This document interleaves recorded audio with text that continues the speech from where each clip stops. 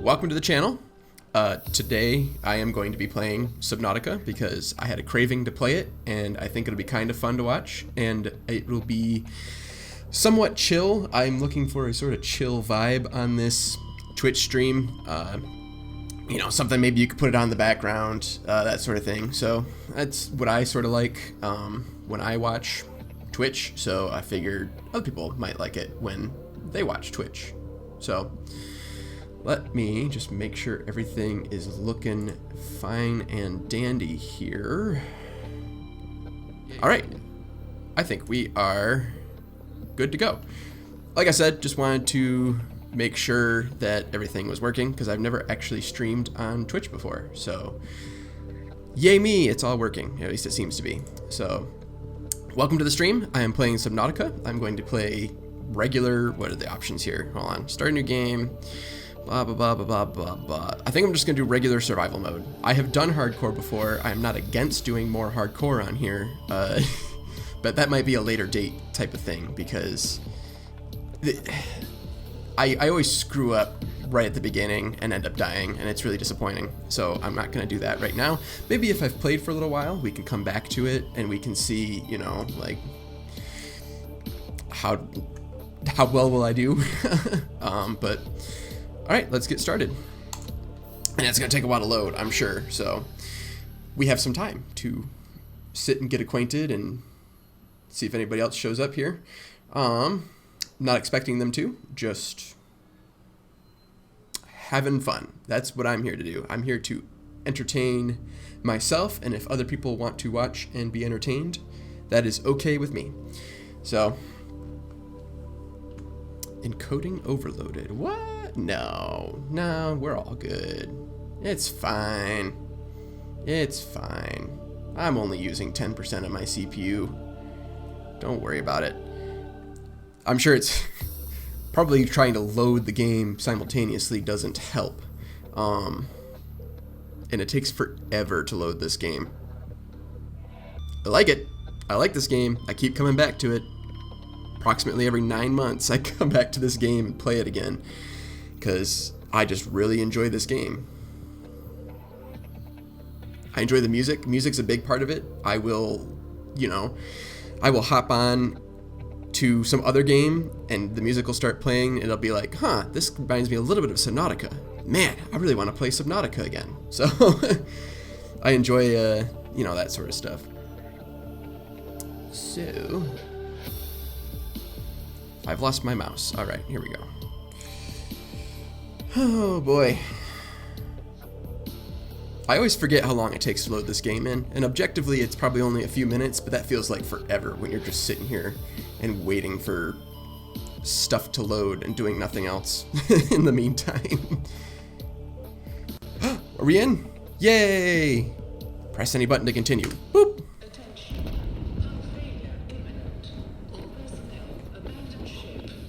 Turn my volume up here.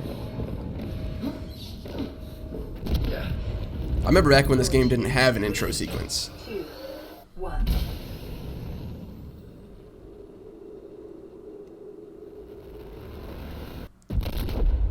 Oof. It's a good sound. It's some good audio engineering. Uh-oh. This would suck. Like, what are you gonna do about it? You're strapped in. Oh boy.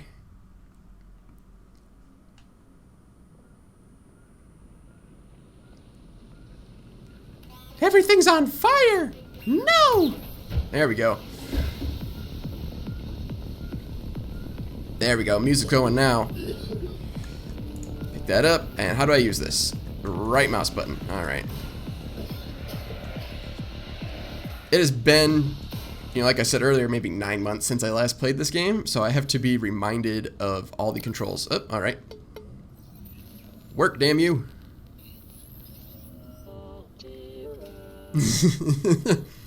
Even in the future, you got crappy sort of loading screens for things. Minor head trauma. Only minor? Considered an optimal outcome. I mean, honestly, if you're gonna crash land on an alien planet, that's probably the best you can hope for, is just a little bit of Just a little bit of trauma.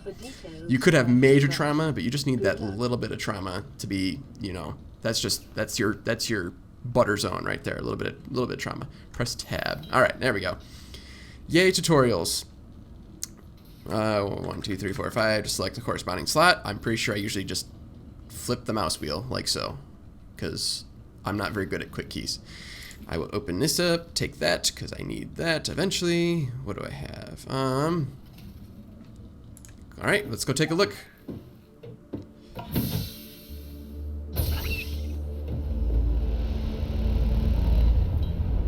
Oof. The Aurora suffered orbital hull failure. Cause There's just nothing. 0 human life signs detected. Alright, where did it drop me? I don't know, is it... Oof. Alright. Is it like random where the pod goes, or is there like a certain number? Because I know it, every time I've played, my pod has been in a different spot. But I don't know if it's like, oh, there's 20, 10, 5 different places that it can show up, or if it's like truly random, it can show up anywhere in like this general area of the safe shallows. I don't know if that's the official term. That's what I'm going to call it, is the safe shallows. Hey, and it's Antoine670. Thanks for tuning in, my friend. Yes, it is my first stream, and it took me a while to get it going because I've never done this before. But thank you. Yeah, over here is where I built my base the first time. Because I had this nice little, like, I don't know, trench here. So I think I set my base up right around here. And then hung my, like, I don't remember what they are. Yep, I forgot I don't have my super duper oxygen tank yet. Whatever the docking platform it is, I don't remember what stuff is called in this game. It's gonna be, I always have to relearn some stuff when I play. The specific names for things. Like, I don't remember what these things are called.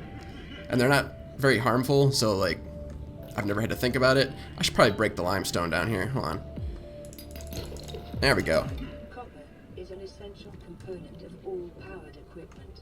Your probability of survival has just increased to unlikely, but plausible. Thank you for the encouraging words there. I will pick up some of this because metal salvage is nice, especially at the beginning, to get some titanium. I don't like to use all of it. There's actually a certain level of advantage to not picking up all of the metal salvage, because the stalkers, I believe they're called, will play with them or attack them. I don't know what they're doing, trying to eat it. And it knocks their teeth out, and then you can collect their teeth very easily to make enameled glass and anything else. Is it just enameled glass? I don't know. I haven't played in a while. But the first time I played this game, I picked up all the metal salvage and didn't... It was just a pain in the butt to get the stalker teeth. It took forever to try and find them, or to like force them to knock their teeth out or whatever. Alright, what do I want tools. What does it take to make a repair tool? That's actually more than I thought it would be. I can get titanium just to have. Alright, and then I need... What equipment do I have? Standard oxygen tank. Do I not already have that? Do you not start with anything? Hold on. Tab. No, you do not. Alright, well, that might actually be important to start with, so I will get that in order to make sure I don't die quite as easily. There we go. New blueprint acquired. Thank you very much. And it automatically equipped it for me, and I am good to go. Alright, so we need silicone rubber, which requires... Oop, this is the first time I've gone out this way. Hello! What am I doing? I need whatever this is, the kelp, seaweed stuff. I need some of the seed pods or whatever that are on these, because that's how you make silicone rubber. At least I hope that's how you do it, because whew, I haven't done it in a while. Creep vines, that's what they're called. Take these seed, what are these? Seed clusters. Alright, give me all those. And I will take these back, see what I can do with them.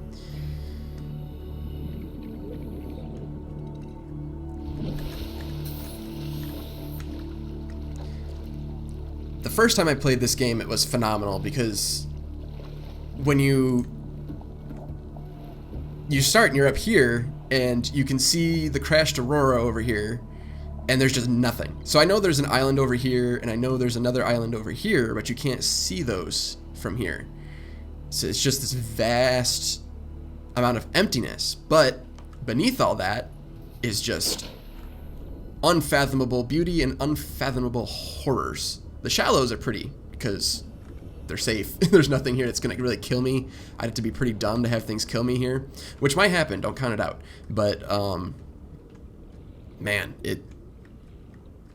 look at it, it looks pretty. That's all I'm gonna say about that. And then, you know, the deeper parts where things can just kill you in a heartbeat and you need to just get reinforced everything for your sea moth and try and survive just in that. All right, how do I make? So I need silicone rubber. Oh, cave sulfur. Oh man, I hate getting cave sulfur. So we'll make silicone rubber. And we will go out and find some cave sulfur because I don't have any and I need it.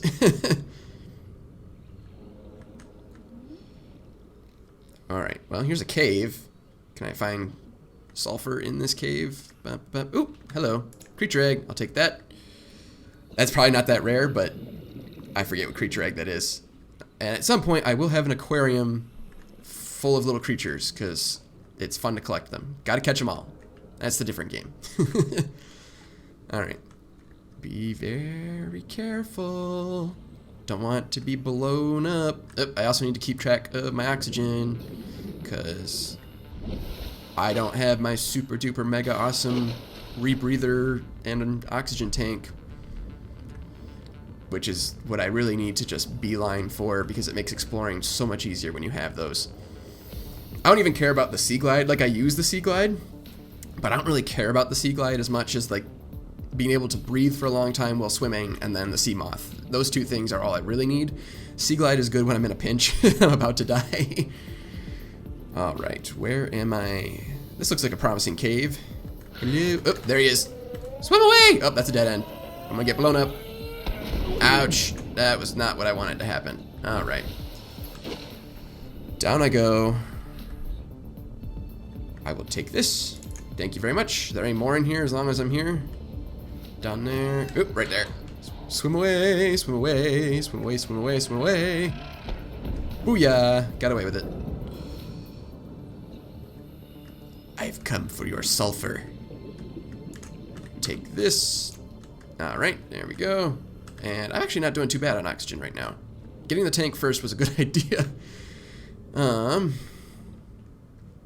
Ooh, I need food. I forgot about food. Where is... There we go, Peeper.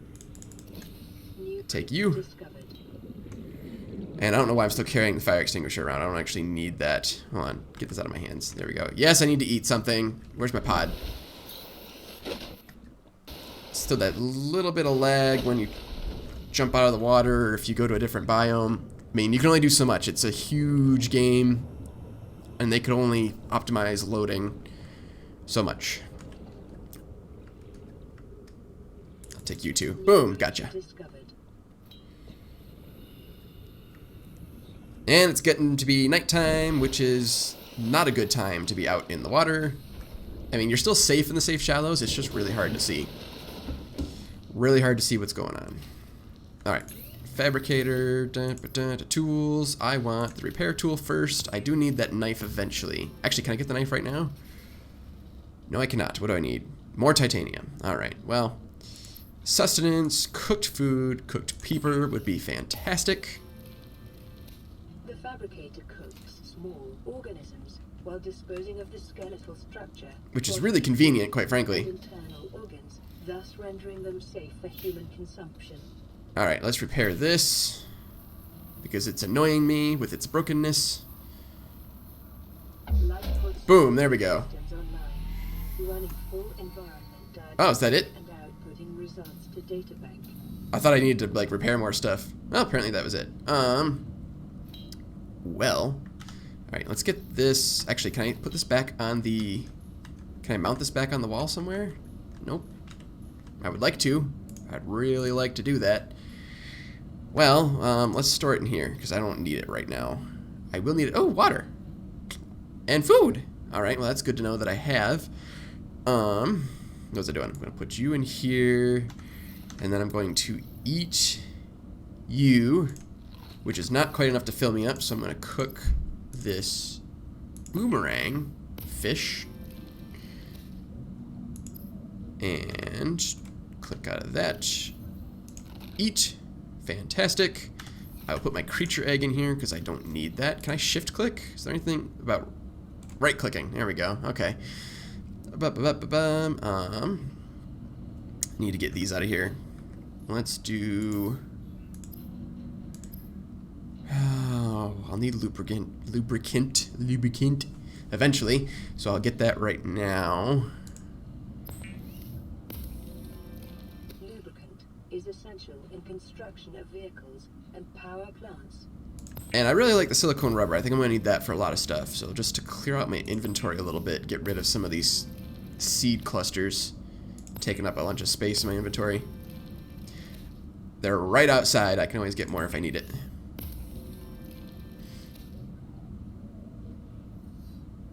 How much do I have? All right, keep getting it. More. Detecting increased local radiation levels. That's not good. Trend is consistent with damage to the Aurora's drive core sustained during planet fall. That's probably not a problem. Oh, I forgot I can repair the radio. That's right.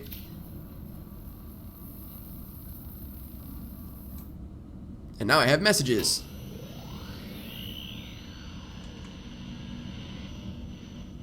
Radio online.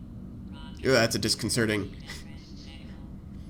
It's a disconcerting little voice on the radio. This is Aurora. Distress signal received.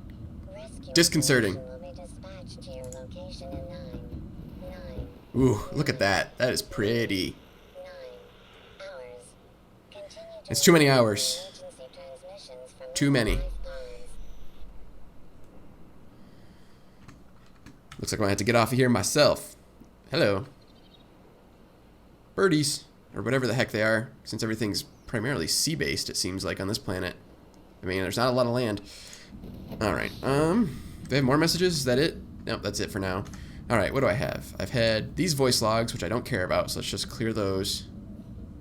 There we go. Blueprints, which don't really care about a ton right now. I will probably have to look at them later, as I forget how to make certain things, but, Alright, alien eggs. Evidence suggests that a substantial number, if not all of the local species reproduce through egg laying. Eggs can be found resting on the seafloor, buried beneath detritus, or even wedged into cracks in the rock. Different species likely favor different biomes as their nesting grounds. Duh. Eggs discovered in the wild are in some form of natural stasis, likely awaiting ideal conditions in which to hatch, or the delivery of some vital enzyme which will kickstart the process. A little bit of foreshadowing there. Foreshadowing? I don't know. It comes into play later. Get some of my trusty water here. It is impossible to calculate the species of egg from the exterior. However, it may be possible to stimulate a hatching response if an egg is relocated to a suitable alien containment unit. In other words, an aquarium. And the 4546B environment scan, which I'm pretty sure is just the planet designation. Category 3 ocean planet, oxygen and nitrogen atmosphere, which is good because that's very Earth-like, and that's what I need to breathe. Extensive biodiversity. Safety warnings may support Leviathan-class predators. They can be a problem. Water contaminated with high levels of foreign bacteria. That could also be a problem. Planet is beyond Federation space and rescue is unlikely. It is not recommended to explore this environment without hazardous material suits and extensive support apparatus. Apparati? Seems like it should be a plural word in there, but all right. Exit out of that. There we go. I gotta remember my controls. What else do I have going on here? I need, well, I'm gonna reconfigure this. Can I drag? How's this work? Do I set? Boom. All right, put that. I did not mean to pause the game. Stop. Tab. There we go. Controls. That's what I get for playing 5 different games at once that all have different controls. Oop, I'll take that. Thank you. I need stuff for a knife, which means I need more titanium, right? Yes, more titanium. Let's see. Habitat, not important right now. Flashlight, not super important to me. Scanner would be nice too. I will come back and get that later. So let's go out. Oh, it's morning, which is good for me. Let's go out and find some titanium, because we will need it for our knife and we will need it for other things as well.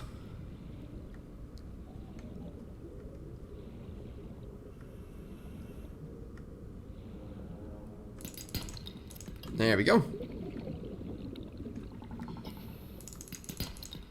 Right at the beginning, it's kind of easy to find these outcrops and get resources, and then later on, there should be tons of them, and there is tons of them, and I just can't seem to find them. It's always a struggle. I need more food and water. Let's get a bladderfish. Discovered. Alien life forms may have unexpected applications. And Optimizing alien resources is man, peepers are good to get. strategy. And there we go. I lost my pod for a second. Alright, here we go. And up. Make myself a knife so I have something to defend myself with, and a tool to use, quite frankly. I usually use it as a tool. It's not a great defense weapon. From standard survival blueprints following the massacre on Abraxas Prime, the knife remains the only exception. That's fantastic. That's what you get for taking away the weapons. Now I'm screwed. High capacity. Oh, I need silver and glass for that. And that's going to take a while to get. Fins. Oh, I'll make the fins. I need the fins. Fins are good to have. I probably should have been checking this stuff. Available data to provide environment appropriate equipment. Oop, nope, I want water. Available materials. For your safety, this setting cannot be overridden.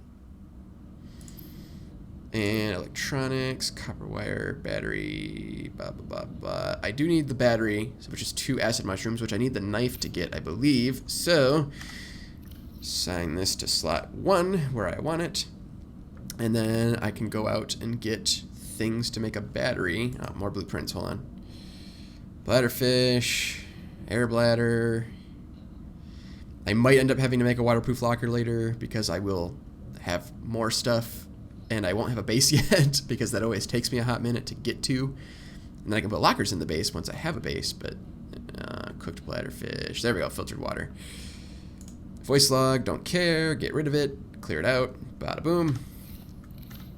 And tab, there we go, that's gonna be annoying, sorry about that, because I can't remember my controls. Yay, 1 thing of water, and let's cook this peeper.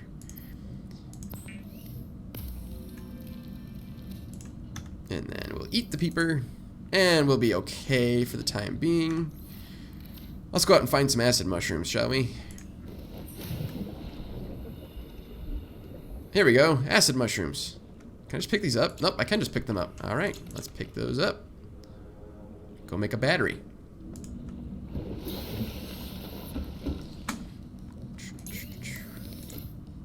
Electronics battery. Beautiful. Which means now I can make a power cell, which I don't need yet. And scanner.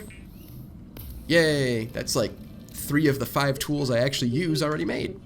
Blueprints from salvage technology and to record alien biological data. Alright. I need to record. Yep, I need to scan myself. Here we go. Self-scan. Self-scan complete. Normal. Vital signs normal. Let's go scan some other stuff. Can I scan? I can scan you. And I can scan... Can I scan the acid mushrooms? Information is power. Knowledge is power. I probably screwed that up. Giant coral tubes. Beautiful. What else can I scan? I can scan... Those guys are hard to chase. I'm going to scan you because I don't remember what you're called. Oh, a gasopod. That makes sense. Scan, damn you. Without killing me with your gaseous excretions. Can I scan the... I can scan the metal salvage. I apparently can scan more than I remember in this game. And I'll scan the boomerang. Nope, come back. I want to scan you. There we go. Scan table coral. That was noisy. Oxygen. Yep, oxygen. Oh boy. Alright, we're okay. What are you? Blue palm. Scan that. And that way I'll have information about your biome, maybe? Let me check. Does that actually tell me anything? It's a common aquatic plant which thrives in shallow waters. Okay, it doesn't tell me the exact biome, but it kind of tells me... Alright, let me go to the... I'll read stuff when I get back to my pod so I'm not burning through oxygen. Oop, what's this? A writhing weed. There we go. More acid mushrooms. Ooh, this is the scarier part when you get over to the creep vines. Ooh, you. There we go. Rabbit Ray. You're so cute. I'd like to keep you as a pet. There we go. What else can I scan with my... There we go. Brain coral. I can scan brain coral. Which can be a lifesaver when you're lost in a cave and you're starting to drown. Stalkers. Alright, let's see if I can scan a stalker without it attacking me. Come on. This is the nicest you've ever been. There we go. Oh, wait, that sound usually means they dropped a tooth. There we go. Tooth. I'm telling you, those were really hard to find the first time I played. Scan the creep vine. Cut the creep vine with a knife to get... Is it right mouse? There we go. Get a couple of those. I have a radio transmission. I will get to that in a moment. You can swim to the surface. Alright. Anything else out here that's useful to me? Well, I mean, there's lots out here that's useful to me. What am I saying? Limestone chunk. Haven't scanned you yet. Alright.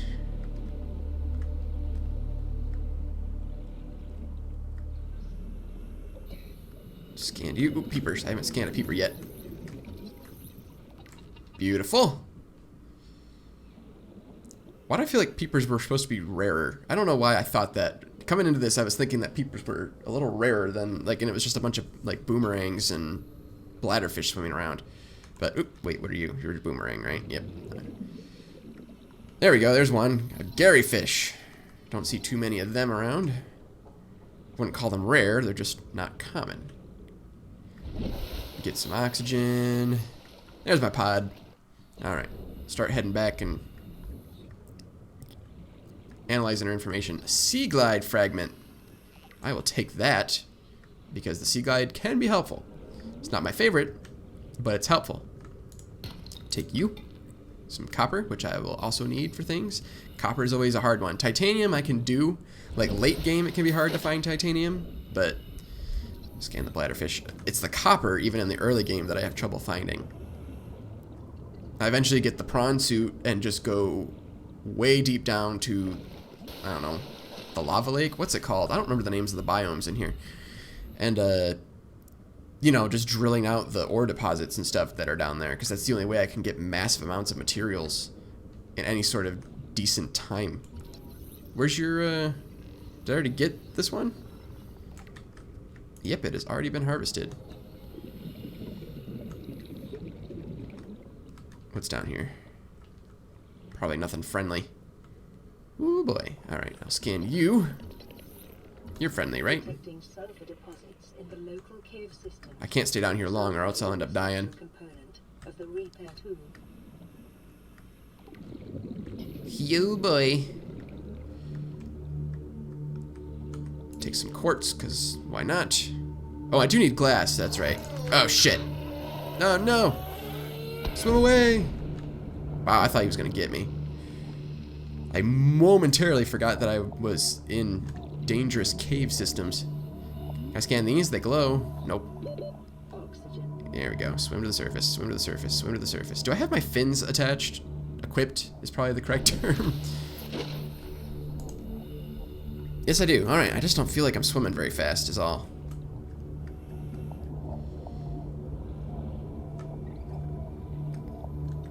Don't want to get too far away from my pod here.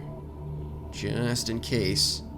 Also, nighttime's probably coming up. Ooh, a veined nettle. Yeah, actually, I might just stay out here and keep collecting stuff until nighttime, because I don't like to actually come out and collect things during night. So that'd be a good chance for me to go back to the pod and analyze what I've collected and read some of the data entries while I wait for the sun to come back up. A bed is a nice thing to have, but I need a base first. And I'm swimming probably a little too close to the Aurora. Too close for comfort. What's down here? Anything special? Ah, shoot. Oh, I want to scan you. Scan you. Darn. Scan you. Well, I died. See, this is why I didn't do hardcore mode. Did not realize I was that close to dying. Alright. Lesson learned. I've lost some belongings. Well, crap. Well, it's still daytime, so let's get back to it. Yeet. Can I tell what I lost? Copper quartz, but I think I have most everything. Yeah, I don't think I'm. I don't know. You can tell me.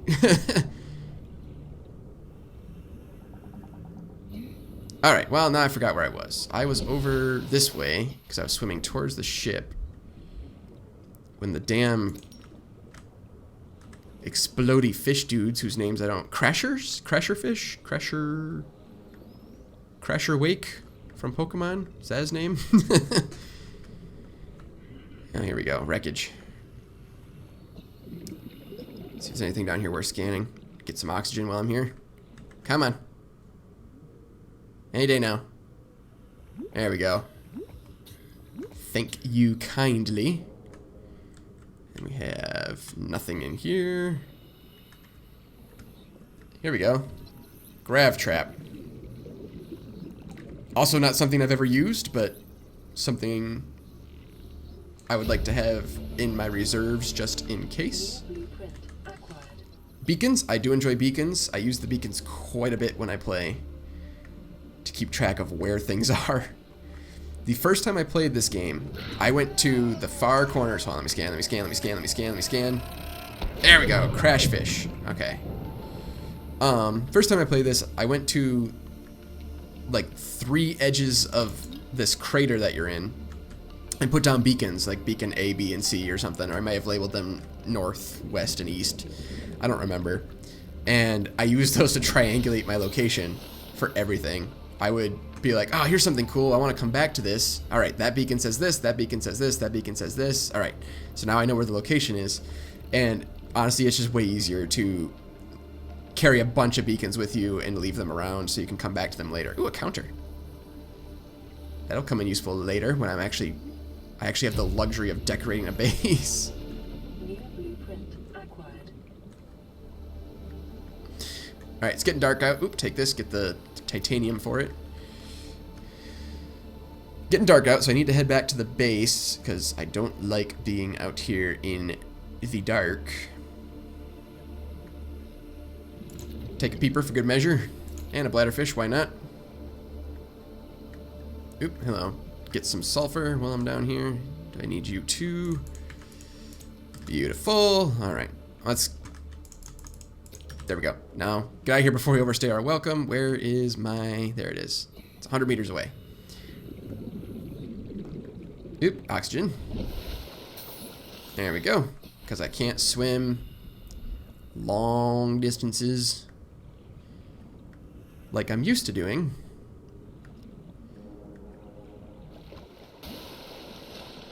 I'm not sure if I've ever died to the crash fish before. It's a little embarrassing, quite frankly. I was not looking at my health. I just expected me to be way more durable than I actually was. So, first things first, let's get some food. Get that. Continued degradation of the Aurora's drive core may result in a quantum detonation. That would be bad, especially considering how close I am. Alright, so we'll drink some Wawa and eat the peeper, and that will help us a little bit. Clear out some of these blueprints to get rid of the little notifications. That's a little obnoxious. Counter. Alright, what else? What am I missing? Fiber mesh, there we go, which will come in useful here pretty soon. Get rid of all of these voice messages. Alright, let's read, or listen to the radio here. Receiving pre-recorded distress call laying back. This is Lifepod 3, uploading our coordinates. We're plugging some holes in our emergency sea glide, so if we're late for the rendezvous, don't panic. Also, don't go home without us. Seriously. 3 out. That's far enough away to be in a different biome, I think. Uploaded to PDA. I will investigate that soon, but I need to stock up on some equipment first. Alright, well, while we're at it, let's read some of these databank entries so we can kind of keep on top of them. Vang nettle, a common shallow water plant which frequently shows signs of predation around the edges of the leaves. Thick violet veins carry nutrients to the extremities of the fan, and brightly colored seeds grow around the base and stem. Interesting. A writhing reed, which does not have a picture for some reason, is well adapted to both shallow waters and cave systems. This plant lives in symbiosis with a coral species which forms around the base of the stems.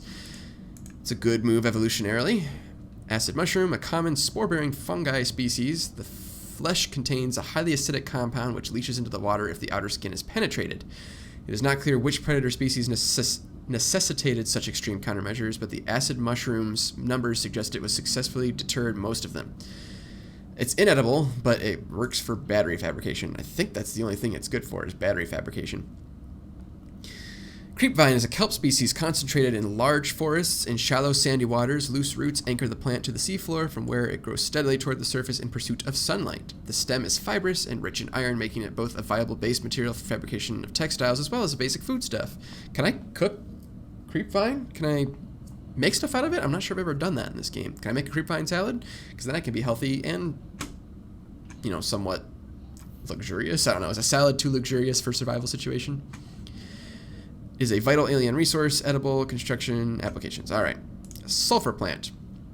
Also no picture. These plants appear to serve as nests for the explosive organisms which guard them. The outer petals are undamaged by the presence of the inhabiting creature, suggesting a complex co-development. The plant has evolved to feed on nutrients and minerals deposited within it by the fish. Sulfuric deposits on the inner leaves provide an insight into the mechanism by which the creatures explode. Assessment. Sulfur has applications in construction of the repair tool. Well, I already got that, so good to know, I guess. Let us look at our geological data. Limestone outcrops. These unusual geological structures often form around titanium and copper deposits and are distinct to this planet. Closer analysis reveals the stone around the metal has been hardened against erosion, but the mechanism remains unknown. That is interesting. Something's causing the limestone to essentially precipitate out of the water onto the copper and the titanium. So that's interesting. Analysis confirms... Oh, this is the scattered wreckage. Analysis confirms this wreckage is from the aurora. Outer layers of the material have oxidized, suggesting it has been heated to over 1,200 degrees Celsius. I don't know what that is in American. You can do the math. This pattern is consistent with hull disintegration during atmospheric entry. Salvage of intact portions of Altera vessels is prohibited at legal, moral, and technical levels. However, scraps such as these may be reclaimed for their titanium content at any Altera fabricator. Okay, so as long as I pick them up and use it at the Altera brand fabricator, I'm fine. Good. I didn't want to have like a giant court case when I came back. Brain coral, permanent growing colony of microscopic organisms. This coral species has adapted to filter carbon dioxide from the environment, using the carbon to build the colony and expelling the oxygen from specialized exhaust funnels. It is quite hardy, suggesting samples from a mature specimen could be grown artificially. Air tanks are equipped to siphon oxygen from water where possible. That's a nice feature. That's one thing I usually grow inside my aquarium, so I can hang out inside my aquarium and not drown. Coral shell plate. This variant of coral is adapted to survive in close proximity with other corals, filtering nutrients from the water and sharing them via a spore-like substance which grows around the base. No practical applications involved. It's just pretty to look at. Giant coral tubes. The variety of coral formations on the 4564b appear to be... Can I just call it the 4546b? I'll come up with something. Appear to be different solutions to the same problem of maximizing water and nutrient flow through the colony. These particular variants funnel water down a tube, filtering nutrients as they pass. Their size suggests that they have been highly successful. Assessment, coral tube samples are rich in calcium, exploitable in bleach fabrication, which I don't think I made any bleach at all the first time I played this game.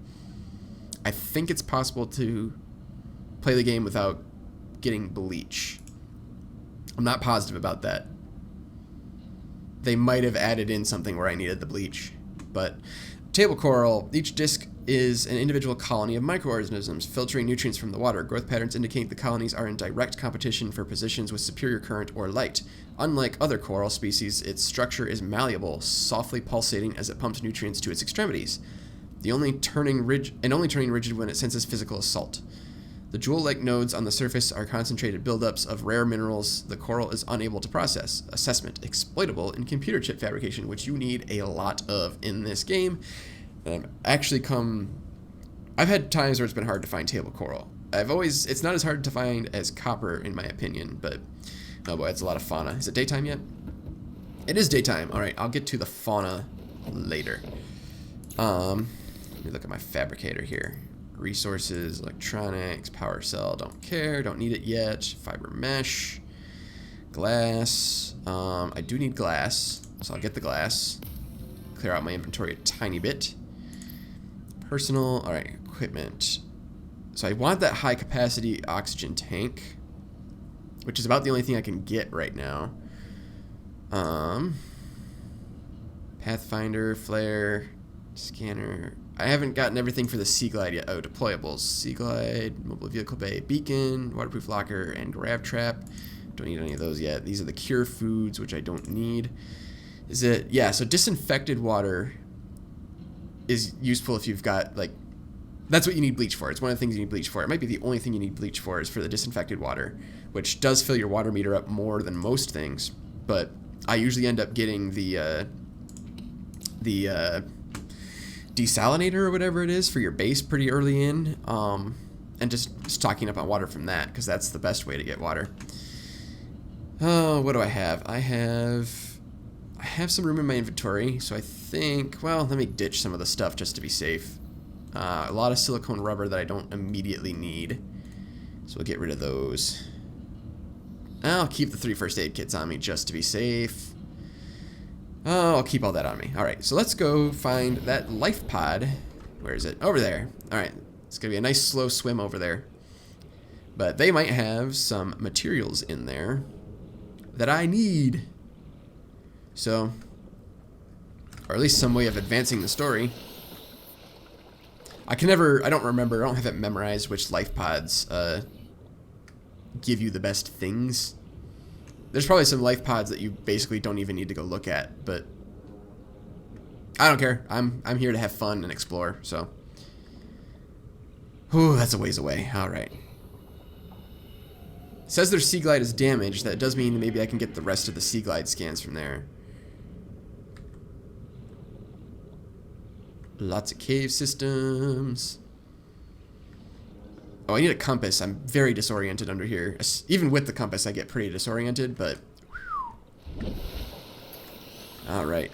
God, that just doesn't seem to be getting any closer. I mean, it's not technically, but... Swim through the creep vine, which I would never do in real life because it would creep me out. Haha, creep vine. Creepy. Get it?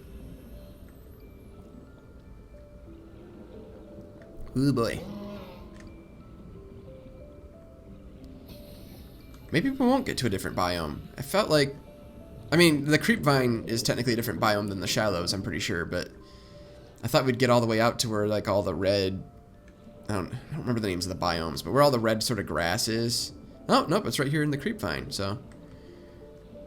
A little bit closer than I thought it would be. Let me go up for some oxygen, but they do have a Sea Glide there that I can scan, which will be enough to get the Sea Glide. Hopefully. There we go. Oh, who's coming for me? Go away. You don't frighten me. Actually, you kind of do, because I don't have any sort of reinforced suit yet. Bada boom! Sea Glide. Yeah, when this happens to the side of your escape pod, you're probably not doing too hot. Got that. Integrating new PDA. Yep, here we go. Let me in. Data box. Compass. I was just talking about you. Is that everything from in here? Just make sure. Alright, that's everything. Anything in the surrounding area? Any debris that I should know about? Because later on, I'll be like, man, I just need one more scan to get something really important, and it will be like right where I was, and I didn't see it, and then I have to go find it again. Does that make any sense? Or am I just talking nonsense? Boop. All right, let's swim back. Yeah, oxygen. Oxygen. Really got to get that tank. All right. Fortunately, the tank fills up pretty fast, so I don't have to like hang out up here forever. Just pop up and back down.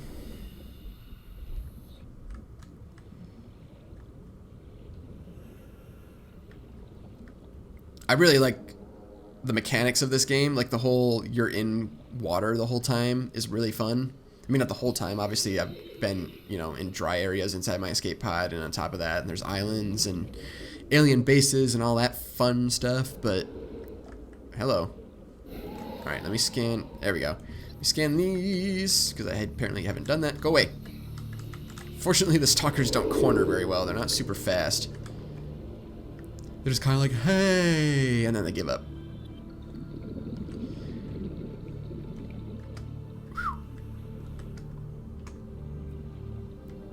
Hello, I haven't scanned you, hoverfish.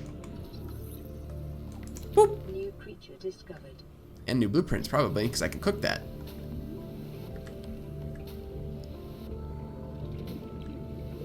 It bothers me a little bit that this game has a limited amount of resources. Oxygen. You'll never use them all in just regular survival mode. I've never come close to it. But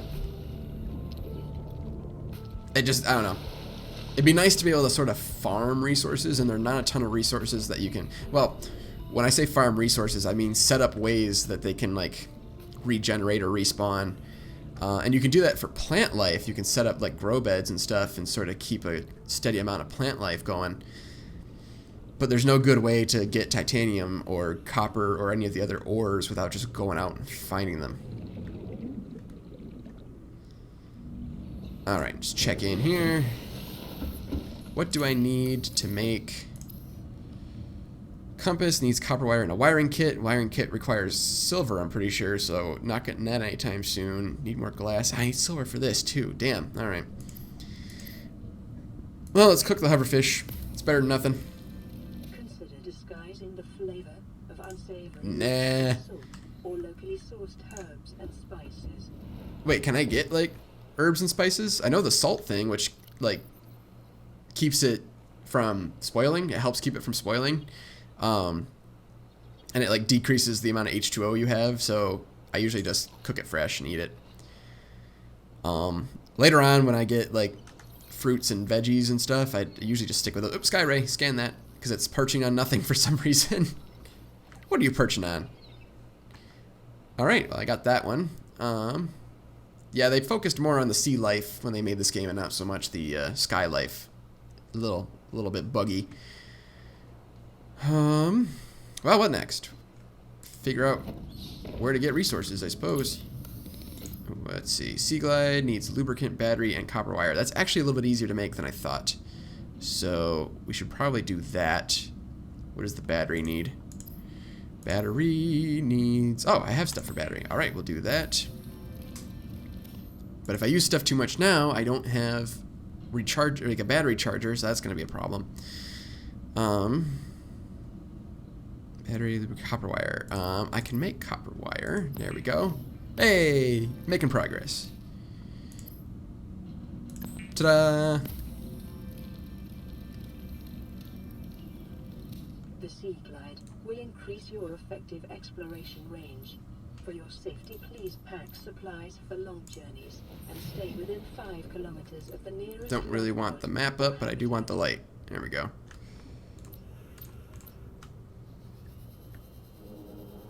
Yay! This does nothing for me right now. I mean, it will be useful. I just don't need it right this second.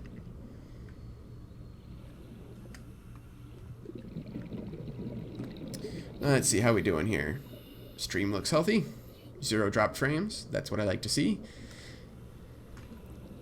Well, where can I find silver? I can find that in some of the kelp areas, right? with the sandstone outcrops. Oop, stalker. He's not interested in me though. Oh, now he is. Hey, buddy. I haven't actually picked up salt yet. Let's pick up some salt. Boop. There we go. Just to have. Go away.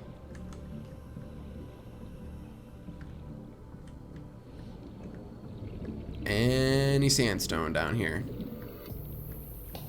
Any amount would be nice. Even though it probably... Hey, there we go. Let me scan this first. So I have it. Work. Go away. Damn it, he got me. Alright. I will tend to that later. Boop. Gold. Not what I needed. Still useful. Not as useful as silver. I'm going to run low on oxygen here in a second. Yeah, 30 seconds. Boop. Copper. Boop. Where'd it go? I didn't pick it up, did I? Where's my copper? No! Well, maybe I picked it up, but I don't think I did. Oxygen, oxygen, oxygen, oxygen, oxygen, oxygen. That's not good. I'm alive. Alright. Ooh, creepy. Look at that. That's just... Ugh. That's just... Like, down here, it doesn't look too bad. I got a radio transmission. That's still a little scary, actually. The light doesn't penetrate quite as well in this biome. And the sun might be going down. Is the sun going down? Oh, it is. That was very abrupt. Oh, it's an eclipse. Oh, that makes way more sense. Ooh, that's freaky. That's cool. Like, looking at that is cool. Looking at that, like, everything else in the dark. Creepy. Damn, that's big. How can you have something that big this close to the planet without it just crashing into it? You'd have to be moving really fast. Is that a moon? Am I on a moon? What is that? I don't know.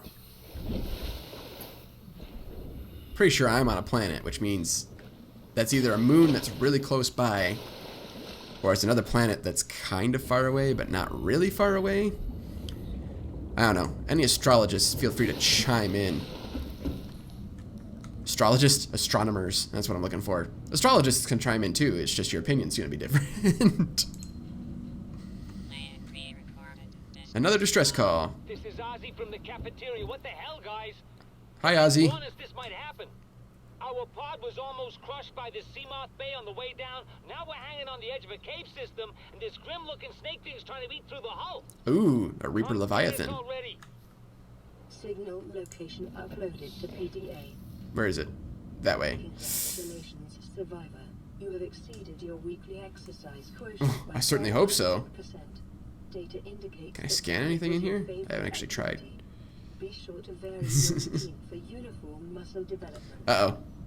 Is the Aurora gonna blow? Local radiation readings suggest the Aurora's drag core has reached critical state. Oh, 2 hours. Okay. Detonation will occur within 2 Well, we will hours. watch that when it happens, but in the meantime, hey, how you doing? Go out and look for silver or something, I guess.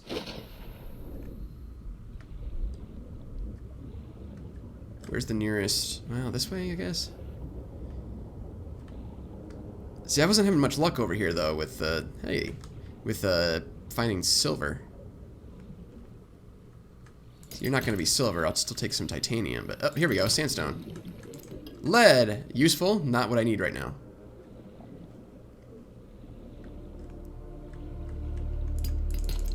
Titanium. Oh, I've got room. Okay. Wait, is it gonna blow in 2 hours game time or 2 hours real time? Or are those the same thing? They shouldn't be. I think if they were, they'd give me a timer like they do later on when the ship picks up my distress signal and they say, hey, get here in this period of time or else you're gonna miss us.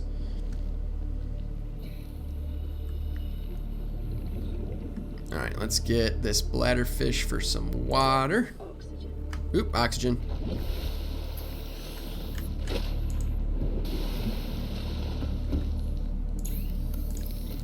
Give me some water.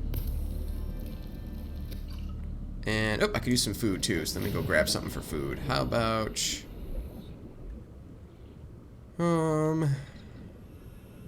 Peeper. Boop. Very nutrient rich. That eyeball is just packed full of nutrients. Tasty.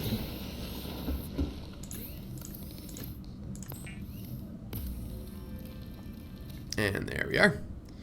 Consume these. Thank you. Thank you very much. And look at the blueprints because it's nighttime and I've got nothing better to do. Let me go outside and do it, because why not? I'm missing a blueprint somewhere. There we go. Sea Glide. Got that one. Voice logs. Clear those out. We listened to them all. Databank.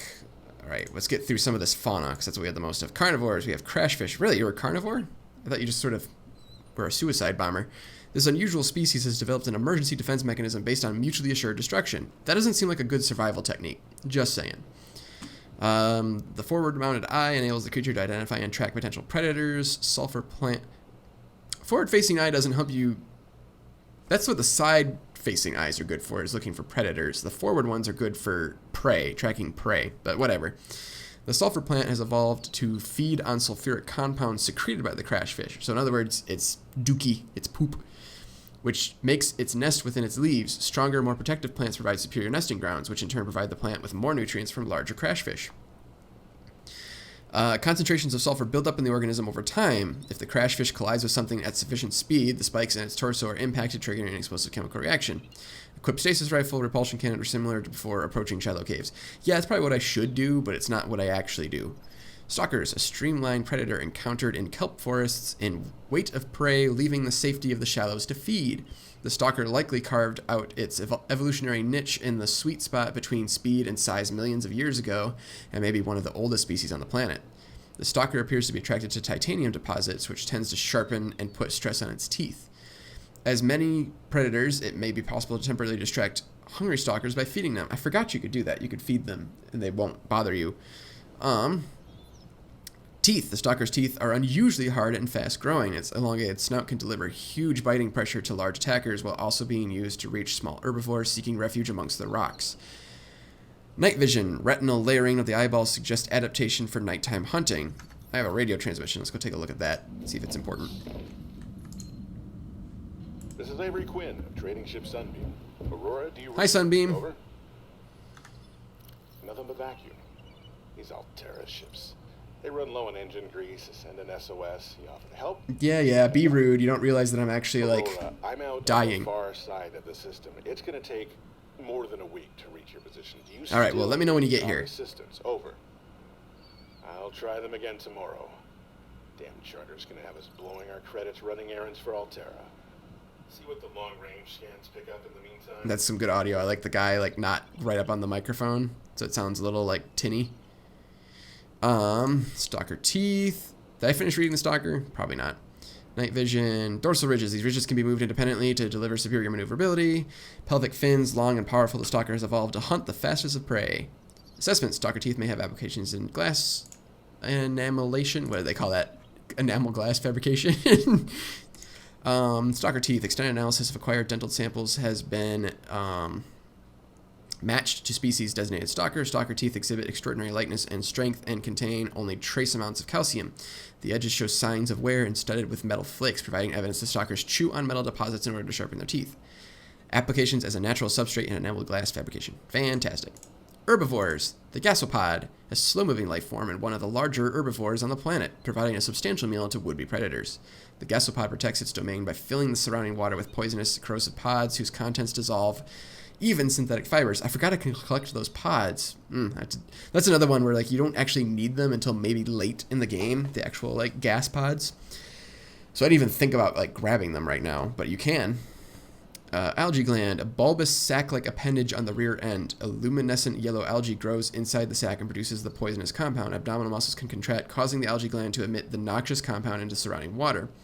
Large pelvic fins, capable of powerful movement through the water when moving in small herds. Gasopods appear to be social in nature and may even use their emissions in their relationship rituals. Their audible calls are likely signifiers of nearby threats or food sources. Approach with caution. Acidic pods may be retrieved and repurposed. See, if I actually read these things, like when I first played this game, then I would know that I could collect the gas pods. But all right, it's daytime, so we will come back to that later. And, well, let me dump off some of my resources here. I don't need... I'll hold on to the glass. Why not? Well, I'm not doing too bad, actually. We'll just get rid of some of the titanium so my pockets aren't super full. And call that good. And we will go out in search of some of the rarer metals. Oh, actually, no. You know what? Let's go to this... what's my maximum depth that I can go to? I can probably still make it to this one. Let's go to this life pod and see what it has in store for me. And then maybe I'll find some silver along the way. You never know. What's this over here? Is that just a plateau, or is this a piece of shit? Nope, it's a plateau. Just took a second to load in. With how much crap there is in this game, I'm amazed it loads as well as it does. There's a lot of love that went into this game.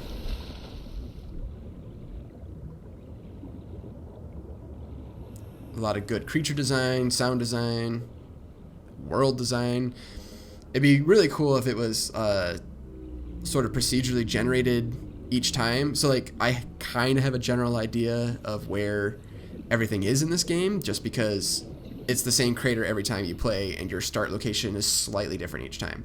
You're still in the safe shallows no matter what. But, alright, so I forget, this is just called, like, plateaus or something?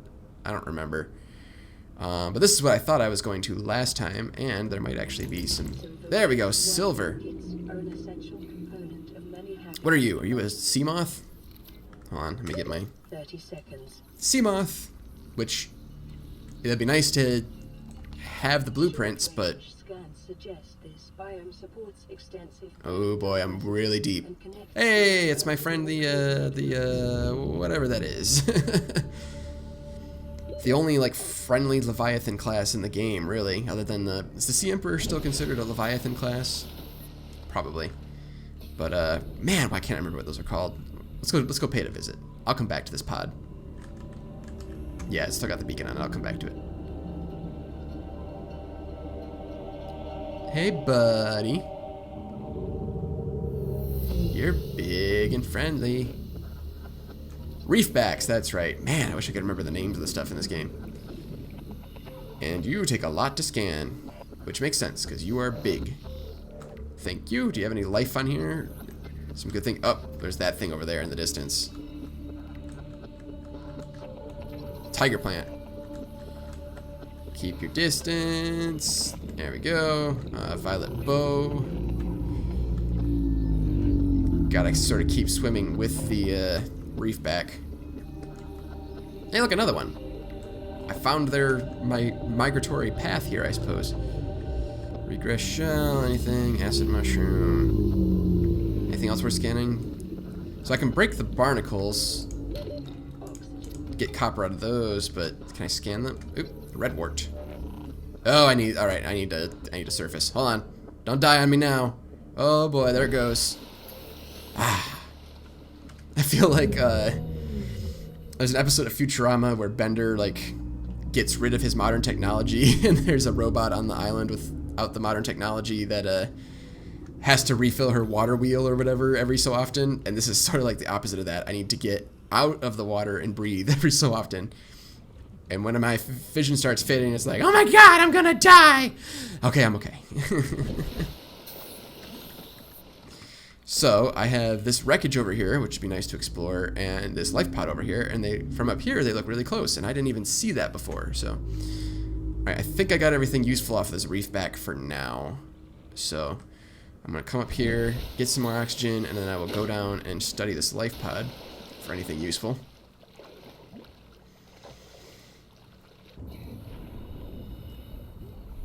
Man, it's deep.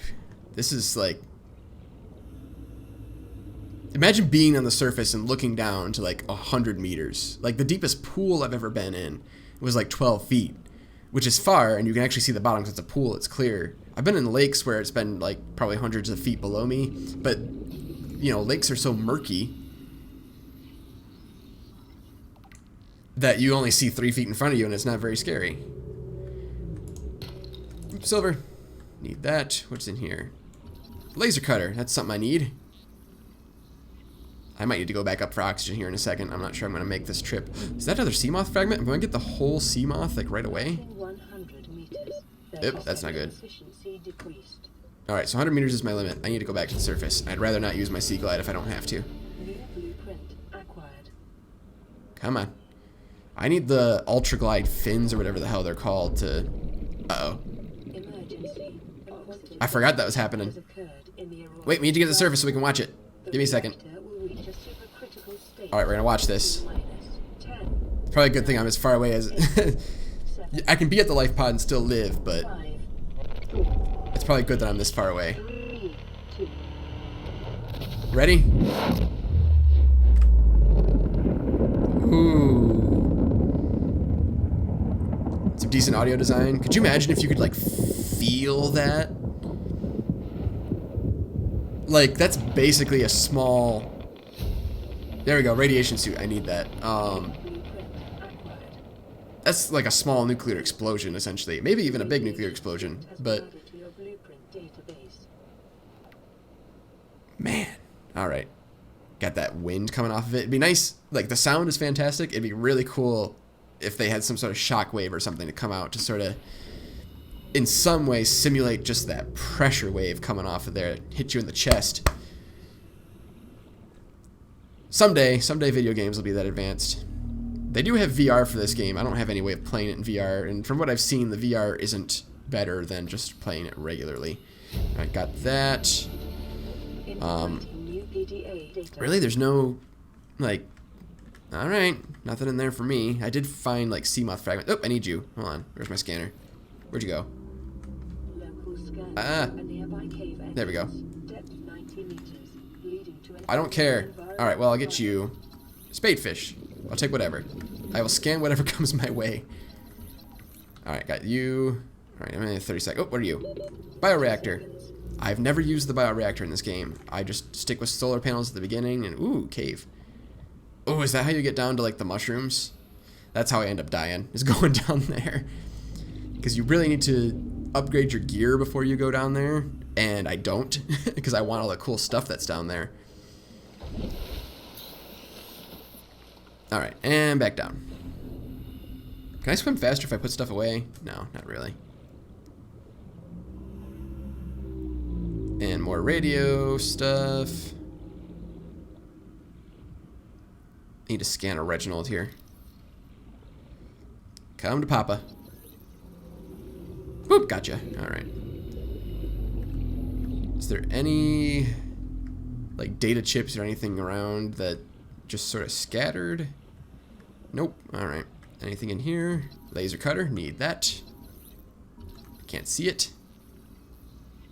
There we go. That's a useful tool to have. I need one more scan of it, apparently. I can scan you, right? Floaters. I've never really used them. They're kind of cool, but I thought I scanned you already. Apparently not. Alright. integrating new PDA data. Oh, that was an infected... I see. That's why I haven't scanned it yet. Ah, shit. Alright, I'm gonna need to use my Sea Glide here. Oh, no. I'm gonna die. Oh, God. I'm alive. Alright.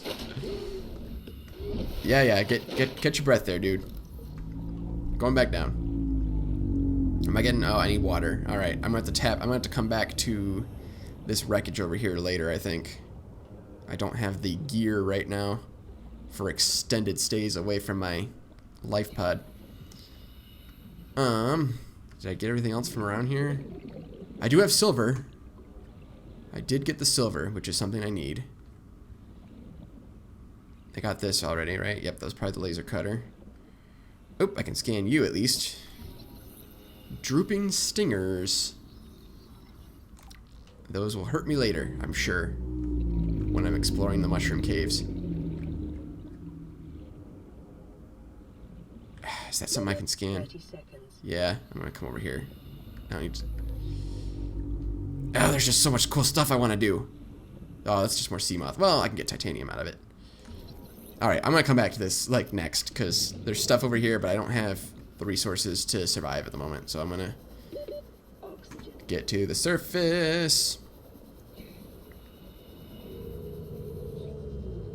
Alright. I forgot that E puts my stuff away. There we go. Big boy. Well, you're a little boy. That's a big boy. You're still bigger than me, though. Ooh, I need water. I need water. Pick up some bladderfish on my way home. Yeah.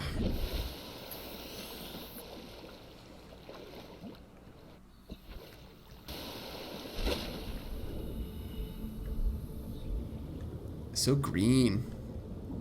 Why is it so green? Are they just leaking chlorophyll out into the water? Making a cloud of green, I don't know, particulates that I can't see through?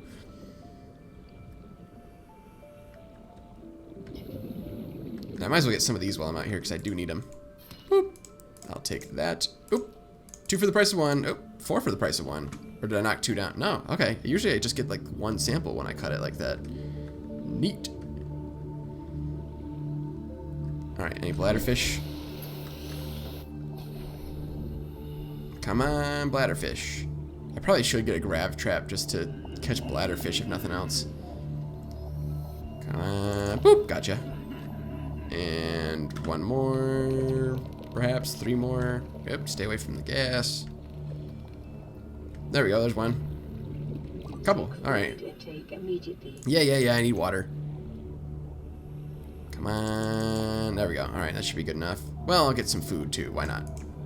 You're not very good food. I'll take you and nibble on your fins. Oop, a whole fish. Well, it's gone now.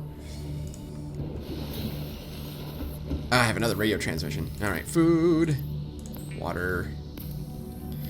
Can I get the super fast fabricator upgrade so I don't have to sit and wait for everything? And then cooked food, cooked boomerang. Alright, first things first. If we stock up on these things and look at the blueprints because I hate the notifications being there. Radiation suit, which I need to make. Plasteel ingot. Alright, I don't know where I got that blueprint from, but play the message. Aurora, this is Sunbeam again.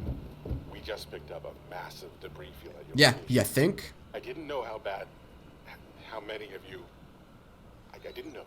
Yeah, well, maybe you'll think about it We're next now en time. route to your location. We're gonna bring you home. Sunbeam out. What else can I say? The only time I parked a rig this big on a rock that small was in VR, and I blew it. Well, that's not very comforting. Optional, right? But so are all the others. Alright, so lead and fiber mesh is what I need for the radiation suit.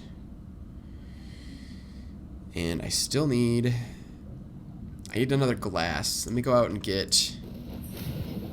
Yeah, it's getting dark. Some quartz. So I need that bigger tank. I just do. Hello, any quartz around here? I'm just looking for some quartz. There we go. Oh, nope, that's not quartz. It's just glowy barnacles. Oh, quartz. Take that, and hopefully nothing comes out to blow me up. Come on, more quartz. There we go. Boop. Alright. Oh, I meant to swim through that bubble and I missed it.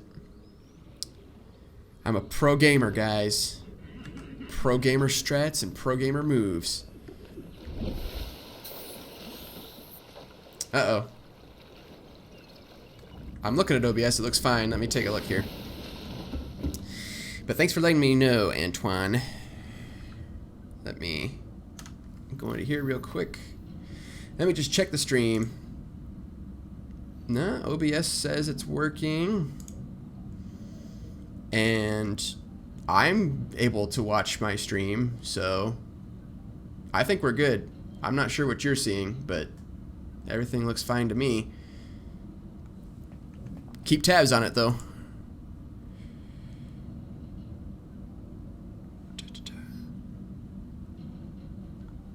Alright. Voice log. Saw these. Clear that out. Alright.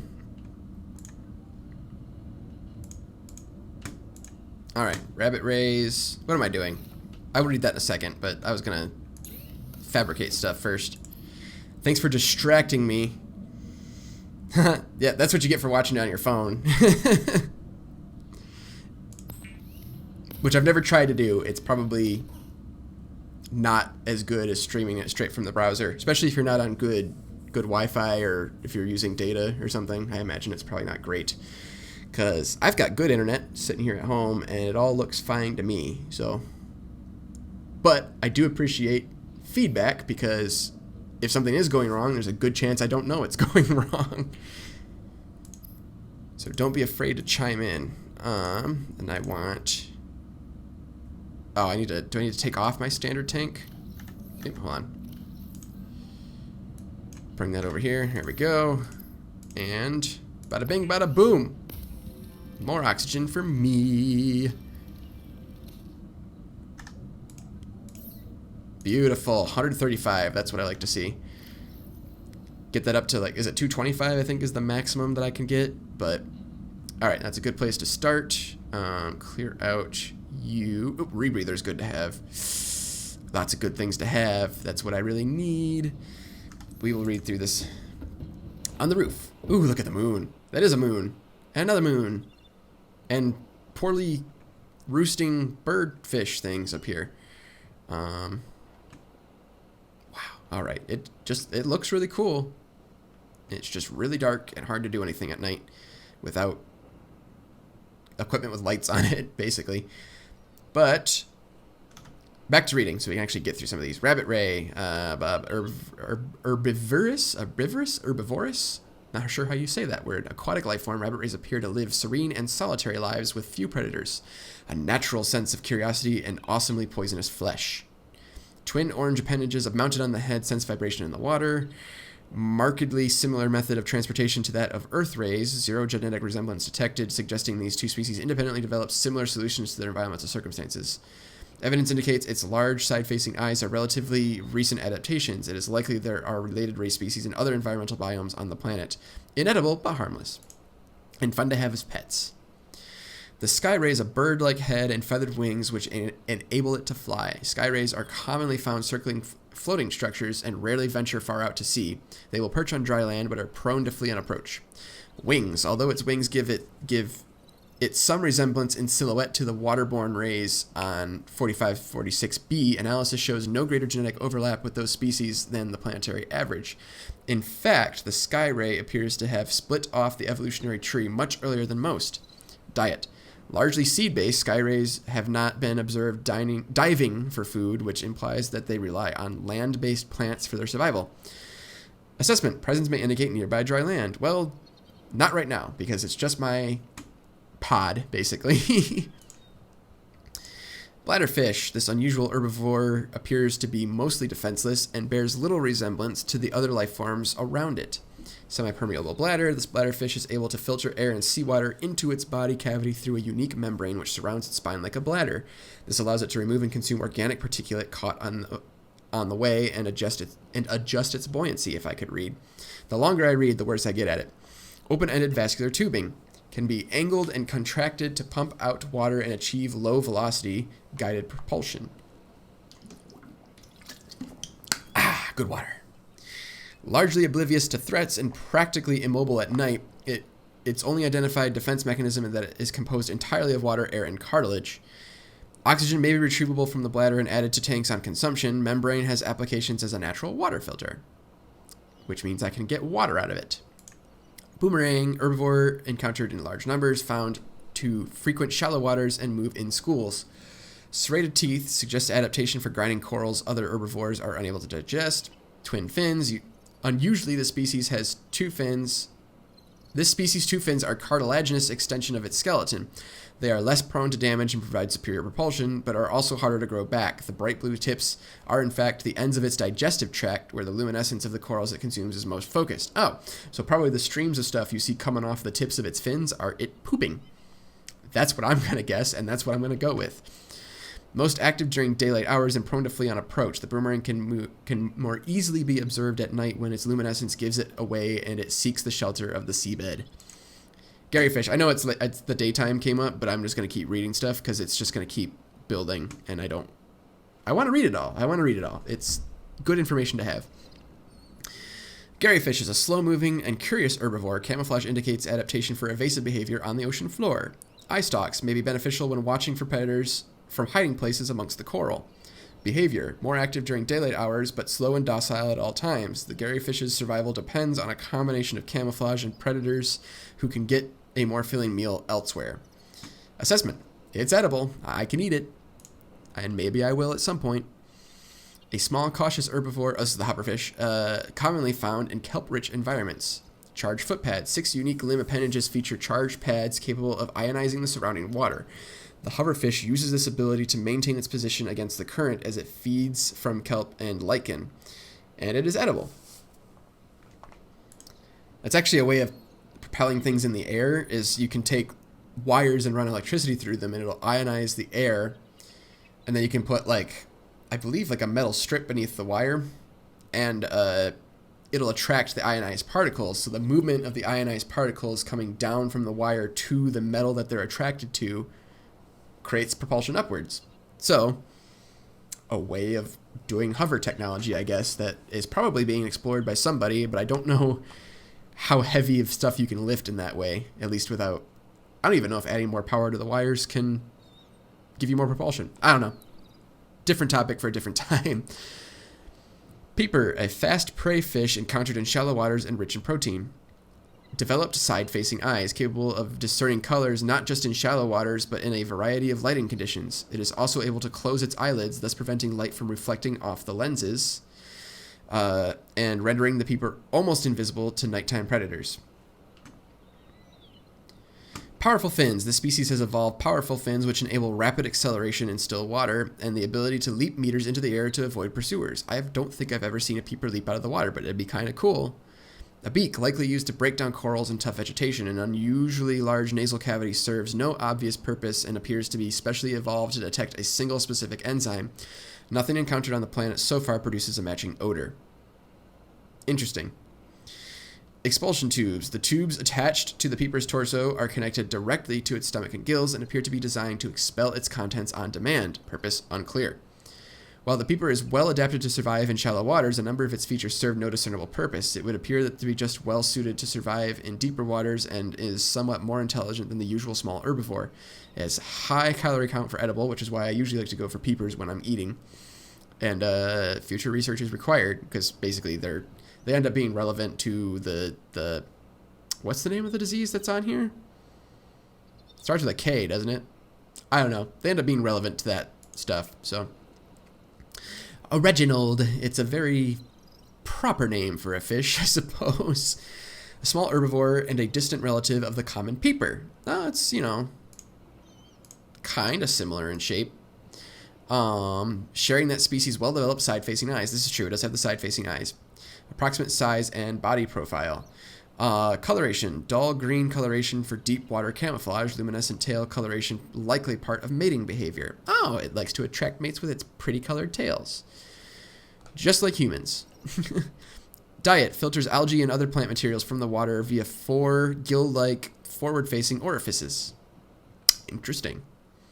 Spadefish, a medium-sized herbivore found in deeper waters. The single eye, observed swimming near to the seabed from where it can keep its one eye on predators in the water above it. Mottled green coloration, commonly encountered in plant-rich environments. The spadefish is well adapted to hide amongst the vegetation. Behavior. Spadefish tend to move in loose shoals and despite their low speed will take necessary measures to avoid confirmed predators. It is edible, but apparently that eye doesn't have a lot of calories in it, like the peepers does. Whatever, I don't make the rules. Leviathans, a reefback leviathan. This vast life form is in excess of 30 meters long and has been designated Leviathan class. Fortunately, it feeds exclusively on plankton-like life forms in the water. So similar to like whales and stuff, like the blue whale on Earth, it's not very harmful to humans. I'm sure if you piss it off, it would be harmful, but chitinous shell. Most of the life form's top side and some of its underside is protected by a thick, layered exoskeleton. This suggests an evolutionary path quite different from other organisms on 4546b, most of which are vertebrate in nature. The reefback species is likely to be able to grow far larger than other herbivores because anything large enough to break through its shell has long since gone extinct. Enzyme pods, similar in appearance to the algae glands of the gasopod, these organs on the reefback's underside serve some unknown purpose in its digestive system and are capable of expelling small quantities of stomach enzymes into the surrounding waters. It's a local microcosm. An array of different barnacle and plant species grow on the reefback's shell, thrusting their roots into the ancient scars in the chitin and taking advantage of their mobility to avoid predation. Nonetheless, reefbacks will often be pursued by faster, hungrier herbivores, and thus this leviathan species is a mobile microcosm worthy of years of study in and of itself. Life cycle. Reefbacks' lifespans likely extend through many centuries should they survive their initial growth cycle. For the first few decades, their smaller size would make them vulnerable to carnivorous leviathans. Sociable, seen traveling in small pods and communicating by echoing call, behavior is consistent with low-level sentience. It harbors plants, small fish, and metal-rich barnacles, which are good, because sometimes you can find things there that are kind of odd to find in other places. Scavengers and parasites. So we have the floater, two species living in symbiosis which attach to and attempt to feed on any objects they come into contact with. Dominant life form. The pink main body and intersuction jaw is the dominant creature. Once attached to an organism or other stable surface, it will attempt to leach nutrients in order to grow. I did not realize that this was two different organisms. Microorganism membrane. The outer gel-like substance is a mesh of microorganisms capable of forming a sealed vacuum around the creature's jaws. Okay, so it's like one creature on the inside with a bunch of little ones on the outside of the same species. So two organisms. A thin layer of helium is stored within the outer membrane, providing buoyancy to the floater and anything it's attached to. Where does it get the helium from? May aid in flotation of sunken objects. Yeah, that's probably something that could be used for, so I don't have to keep diving back down to certain things, and it's not something I've ever thought of before, and it's probably something that I will never do, but apparently oh, that's right, the shuttle bug, because it swims sideways. I always expect it to be, like, this picture shows it upright, and I expect it to be swimming sideways, so I was like, when did I scan that? But common scavenger at the base of the food chain. Mouth parts, small enough to be little threat to most organisms. This creature is clearly adapted to feed on the waste products of the ecosystem around it. 3 mandibles, used to orient themselves when drifting and to filter through detritus on cave floors. 3 legs. High strength muscles can propel the life form great distances through the water, as well as ambulating them across the sea floor. Necessary waste recycler presence may indicate nearby cave systems. Alright, so that's all of our indigenous fauna for now. I did pick up some more flora. Exploitable creepvine seeds, mature creepvine plants. Wow, I've been here so long that my character needs to drink. Let me just read this real quick.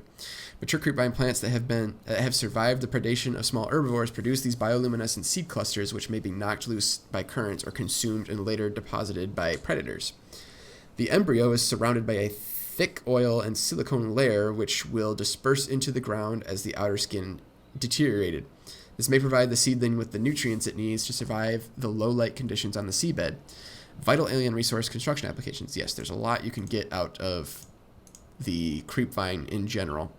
So, I will come back to these in a moment. I'm going to get my character some water and get myself some water here too. I'll do that first. Hold on. Trusty water bottle.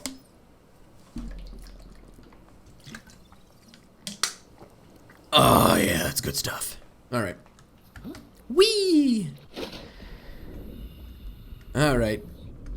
I need some water and food. Come on. Take peeper. And another peeper. Yes. Give me peeper. Peeper. Give me peeper. Thank you.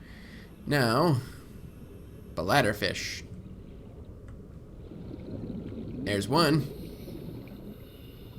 Sort of flopping about. Thank you. And another one.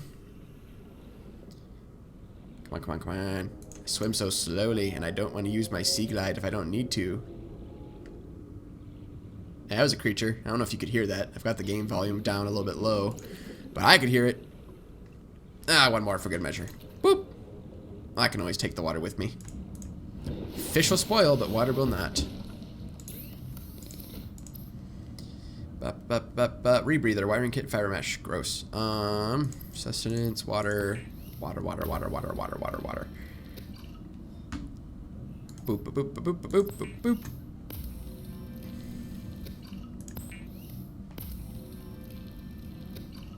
takes a while to fabricate some things. I don't remember it taking that long or it bothering me ever before, but apparently it does. Alright. Time to sustain myself. Peeper, peeper. Vital signs Pretty good. stabilizing. And then water, water, water. And one more water. Why not? There, full water. That never happens. And I will use a first aid kit because I can, because I can get another one out of my fabricator, which fabricates them out of thin air, apparently. Not complaining, just an interesting mechanic. Well, let's read more of our the stuff here. All right, let's do the data downloads. Aurora survivors. So life pods 3 was the first one I did. No, I don't remember. Oh, we can listen to these ones. You really think it'll carry 2 of us? Your regular sea glide tows a mass of 80 kilograms at over 30 kilometers an hour. The power cellar rig to this one should double that. You think there's something out there that's faster? Oh, sure. And that's assuming it doesn't overload 3 meters from the life pod. You're calm about this. I'm seeing the engineering problem. If I stop seeing the maths, I'll be terrified. Let's see. So, what? 80 kilograms, 160 pounds. So yeah, that's about two small-ish people. Small-ish. It depends. I'm 6 feet tall, so I weigh more than that, basically. Not much more, but a little bit more. And some people probably, you know, way less than that, depending on your body type, pretty much. So yeah, I'm gonna be quiet when I play those recordings, just because I know the audio is probably a little low, and I don't want to talk over them. All right, so this is Crucible. This is the most recent one I got. It's the day of the crash. I don't know what the heck is happening. I'm scared, and I'm not going outside. There are shadows in the water under the hatch, but I can't tell if they're rocks or aliens. And there's weird-looking caves nearby. The Aurora was carrying everything needed to build the phase gate. Mobile vehicle bays, bioreactors, propulsion cannons. It had a cinema. There was a zero-G gym. My cafe. I don't understand how we're here now. I don't know why no one's coming for me. Yeah, that'd be a bit of a shock, going from essentially like luxury. I'm assuming that kind of had like luxury stuff. I know it had luxury stuff on it, basically. You go inside of it and explore it, and there's like decent like bunks and like all that stuff in there. It probably is kind of like a cruise ship. And it would kind of suck if in the middle of the ocean your cruise ship sank. You'd be like, man, we had all these luxuries and I'm wearing nice clothes, but now I'm stuck in the middle of the water and I don't know if help's coming. Sandstone outcrops. Back into it, I suppose. These common porous outcrops seem to form around small amounts of precious metals, or otherwise these metals are part of sedimentary buildup over time. A lead, silver, and gold resource. All right. All of which I need, especially here at the beginning. I need lead for my radiation suit, which I think you only need it to go to the Aurora, but you might need it in other places too. All right, flora. A drooping stinger. It has 0 photosynthetic cells. Implies carnivorous adaptation to low light environments. Follicles along the tentacles are capable of detecting contact with foreign bodies, triggering an electromagnetic charge in the 600 watt range. Prey is likely paralyzed and consumed over many weeks. Papyrus. The function of the distinctive curl leaves on this aquatic plant is not immediately clear. It is possible the leaves unfurl in low light conditions, or that they are designed to channel water currents through the main body of the plant, thus enhancing nutrient take-up. These basically don't have any uses to my knowledge, so I'm just kind of reading them for background. Redwort, a common plant adaptable to many different environments. The redwort is a stable part of the diet of many smaller herbivores. A regress shell, the specimen is composed of a complex series of regressing rings connected by tendrils. Tiger plant. This plant is adapted to sense fluctuations in the water up to 15 meters and is capable both of prehensile movement of its tubes as well as the propelling of thorns at speeds of up to 10 meters per second. Although capable of incapacitating small herbivores, this plant lacks carnivorous digestive organs. Would-be predators caught in its defensive perimeter serve as a warning to other herbivores not to approach, and then as they decompose, they serve as fertilizer for the tiger plant. Avoid or incapacitate. You might be able to use the stasis gun on them or something. These are... I don't use the guns. I use the propulsion cannon or something inside the Aurora to get through things. But I don't use the weapons otherwise. Never interested me. A violet bow, a common luminescent plant which grows in patches on the seabed. Neat. Something you might keep in your house as a decorative plant. All right, equipment, radiation suit. This suit fully protects against the effects of radiation during land, sea, and space exploration. Really? This suit is good for both sea and space? And one of those things, it needs to protect me from a lot of pressure, and the other one, it needs to protect me from no pressure. Whatever, it's the future. I'm not going to question the technology. Safety rated for up to 400 what are those? Svills? That's what I was going to say Scovilles, but that's a measurement of spiciness, basically. Is it Sevilles? I'm going to go with Sevilles. Cross-compatible with all AEP suit functionality, and it is sleek. Is a necessary precaution in a post-MAD world. I'm not sure what MAD stands for. Massive ass destruction. Oh my. Bioreactor. On planets where organic matter is plentiful but sunlight is not, a reliable bioreactor will frequently prove the most efficient power solution. May be installed to any multi-purpose habitat room. Chemically compost organic materials, converting them into energy over time. Accepts all plant matter from seeds and spores to moldy fruits and vegetables. Can also process animal matter, fat, muscle, eggs, etc. And some organic waste products. Energy production is proportionate to the calories in the organic matter. I mean, that's how energy works. Vehicles. A Seamoth. The Seamoth is a one-person vehicle with an independent replaceable power cell fitted to the rear of a fully customizable design. Low power multi-directional thrusters enable it to function equally well in sea and space environment. Really, all this stuff, like, okay, the future is awesome, I guess. We have things that work in water and in space, even though those are very different environments. Most long-range vessels carry at least 2 vehicles of this class to facilitate the exploration and exploitation of small astronomical bodies. However, they can also be fabricated at a standard mobile vehicle day, which I need to work on here pretty soon. All these ratings that I don't care about. Seamoths may be modified by installing upgrade, blah, blah, blah, blah, blah. These are things we'll get to later. These modules may only be manufactured at a moon pool outfitted with a vehicle modification station. Moon pool, that's the thing I couldn't think of earlier. You can hang the moon pools over the trenches and stuff, and it's just a nice place. You can park your Cyclops in the trench, and you have your moon pools to store everything else in without bumping into the rocks and crap all the time. And so, advanced theories. Specimen with symptoms of infection. This organism is displaying signs of bacterial infection. Light green blisters are forming networks around the infection sites. Pathology suggests a waterborne bacterium capable of penetrating the body through the skin and respiratory system. Underlying indications of genetic mutation and aggressive behavior. The bacterium itself is unlike any so far recorded in human exploration. Warning, may be contagious. Avoid. Do not under any circumstances consume the flesh. Because I can talk fine. Alright. Which means I might already be infected. We should check that. Nope, normal. Alright. Well, I'll just make sure not to eat stuff then. That'll change soon enough, I'm sure. But yay, we caught up on all that stuff. We don't need to look at the radio. Well, radiation suit's the next big thing on my radar, I think. Well, the rebreather. Ooh, what do I need to make a wiring kit? Just 2 silver. Ah, oh, man. All right, let's do the rebreather, because...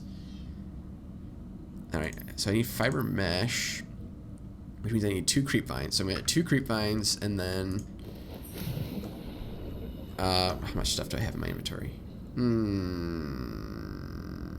That's fine. So I'm going to get 2 creep vines for the fiber mesh, and then I'm going to try and find more silver so I can make a wiring kit. And then I get the rebreather, which is really helpful to have, because then I can breathe for longer, especially in deeper environments. I think that's the main difference, is for deeper environments, but I'm not positive about that.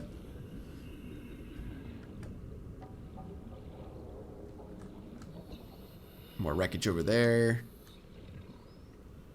There's gonna be a lot of resource farming in here eventually. I mean, it's most of what the whole game is, but 1, 2, buckle my shoe. Now find some silver. Boop. That's some lead, which I do need. That's copper, which I'll eventually need. Alright, I want to focus on silver so I'm not filling my inventory with stuff I don't need right this second. Silver? Nope, gold.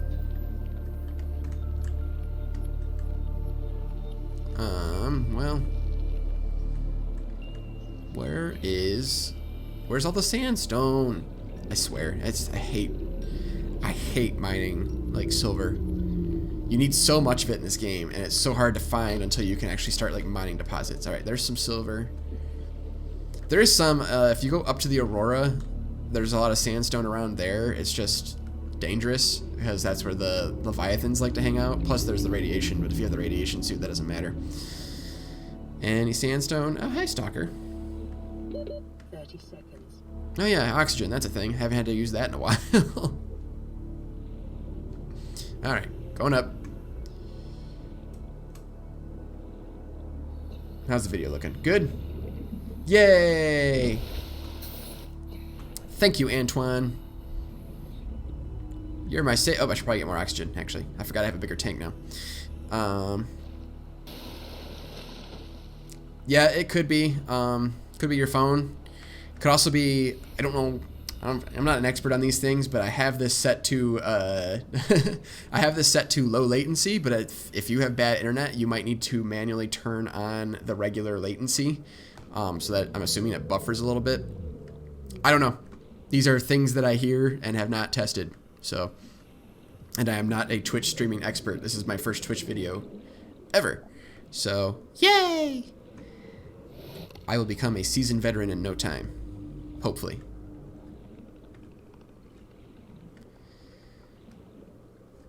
I'm just looking for more sandstone right now. Where's... Man. I always end up having to build the radar station even if I don't want it. Just because you can't find, you know, sandstone.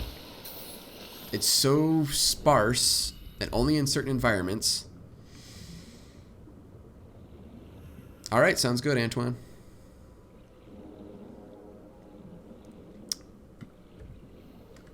God, alright. Well, that's getting away from where the sandstone would be. Oh, boy, sandstone. Nope, that's limestone. Any sandstone over here? I'm probably going in circles. I need a compass. Oh, sandstone.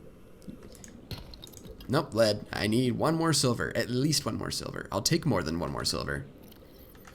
But I need at least one more silver.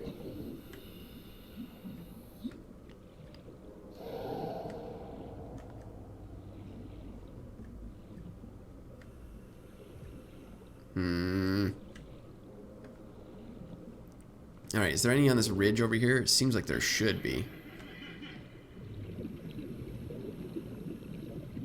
Big open ridges are a good place. There we go, sandstone. It's a good place for sandstone to latch on to. Boop! Yay, silver! Alright, so now I've got the bare minimum of the stuff that I need. Oh, I haven't scanned you before yet. A biter! Oh, well, stay away from him. There we go. Let the stalkers take care of him for me. Well, maybe we'll head back, make the rebreather. Well, let's check this out as long as we're here. Might find some blueprints I don't have. Nope, grav traps. Don't need those. And I don't have a ton of room for the titanium, so I'll leave those there for later. Yeah, 30 seconds of oxygen. There you go, beacon. I need one of them. Yay, beacon! New blueprint acquired. Oxygen. Yeah, oxygen, I'm getting there. I want to say hardcore, they don't give you the verbal warnings when you're about to run out of oxygen, so the one time I played it, I ended up dying because I was like 200 meters under the water and my vision started to go, and I was like, huh, I wonder what that's about, and then I died. And that was it. There's no way to, like, there's not even an option to continue playing in regular mode. It's just done. It's hardcore, man. Gold. Alright, well, let's go back and regroup. I can get some food while I'm out here. Peeper. No, come back. Come back. There we go. And I would like some bladderfish if I come across any.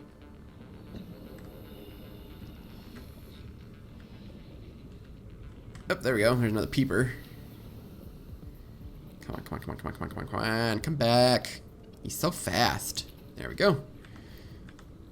And I need a bladder. At least 2 more bladderfish.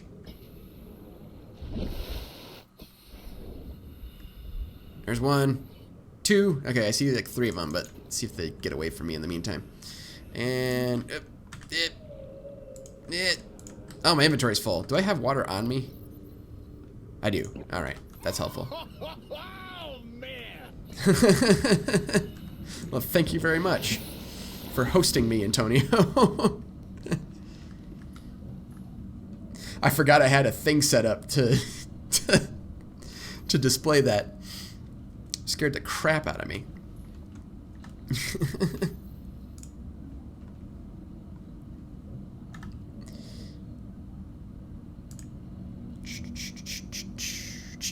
There we go. All right, just checking the stream there quick. So beacons take copper and titanium. Oh, I don't have any titanium on me. All right. Well, cook some food here. I want peepers. Bladderfish is for water. Cooking the bladderfish does almost nothing for you. I'm gonna get rid of that first before I accidentally, There we go. And eat these. Drink the water. Consume the fish. Beautiful. Then I need to make a wiring kit. Come on. Wiring kit. And I actually, what am I getting? The rebreather and fiber mesh. All right. Right, there we go. Rebreather. Thank Christ, because yes. Okay, that'll let me dive deeper, so that's good. Without like doubling my oxygen. Let's get rid of these blueprints here. Beacon, there we go. And real quick, we'll look at this just to keep on top of things, because we found a biter. Biters, vicious pack hunting predator, 94% muscle. That's a lot of muscle. And 4% connective tissue and 2% brain. That's always what you want. You want a ton of muscle and absolutely no brain power behind it. Indiscriminate when hungry and almost always hungry. Makes sense. I mean, it's gotta be. It needs all that protein, right? Specialized olfactory antenna, employed in detection of bodily fluids in the water at impressive range. Secondary pair of eyes, likely dedicated to detecting the peripheral movement of larger predators and hungry members of its own species. Wow, what's the word I'm looking for? They eat each other. Why can't I think of what that's called?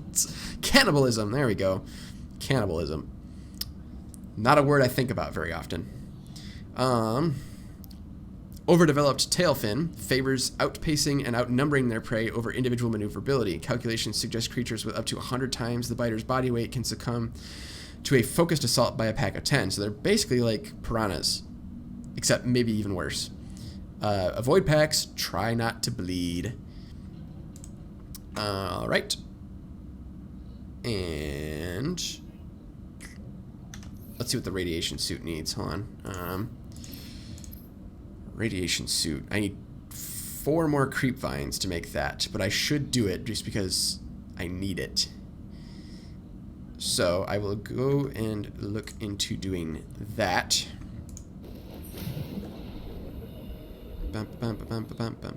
Where is my... There it is, creep vine. Wait, do I have room? 1, 2... No, I do not. I need to get rid of some stuff.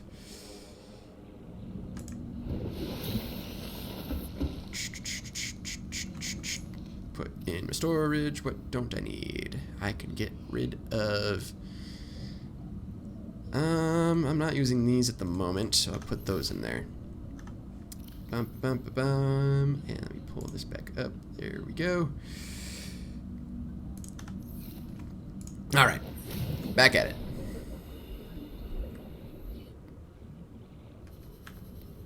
There we go. I wanted the knife, not the Sea Glide. A big fat one right here. 1, 2, 3, 4. All right, that should be enough to make a radiation suit. And then I can get way closer to the Aurora than I really should right now, considering I have no no way of getting in and no way of fighting off or outrunning, really, the Reaper Leviathans that like to hang out nearby. But there are some rare resources over there, so... And, oh, I need to actually make the fiber mesh, because it doesn't do it for me automatically.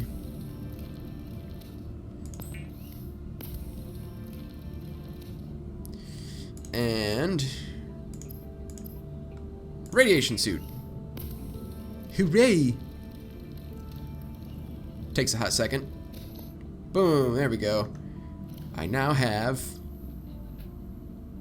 a radiation... Ah, that's right, it has a radiation helmet that goes with it that I don't... So I'll have to swap between those two. The rebreather is what I really want for right now. I'll hold on to the radiation helmet. It's going to take up a large amount of space in my inventory, but I'll hold on to it just in case I end up going into a radiated area.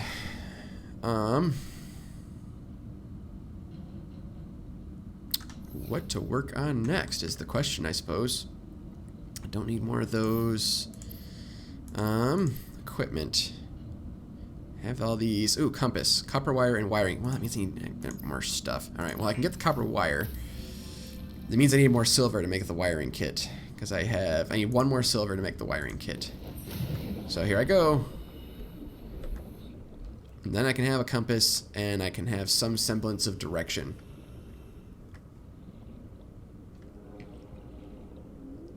Even though it doesn't actually help me.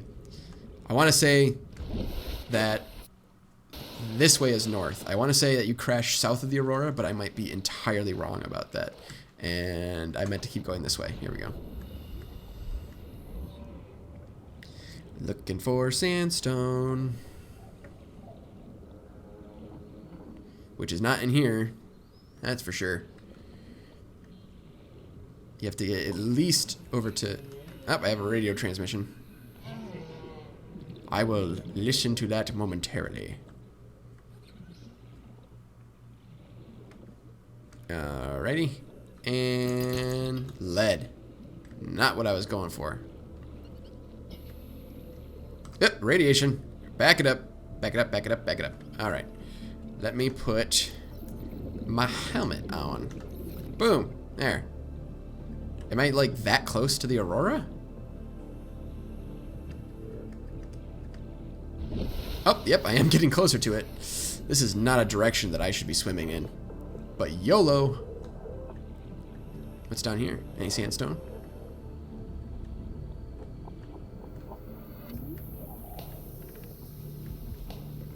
Seeing a lot of limestone. Not a lot of sandstone. I'm probably not in the right environment. I'm probably technically still in the shallows. Well, no, I'm 30 meters down. That's not super shallow. Alright, let me get some oxygen here real quick. Oh yeah, this is Leviathan territory. This is not a good place to be. Alright, just keep an ear out for them. You can hear them. You can hear them a pretty good distance away if you're listening.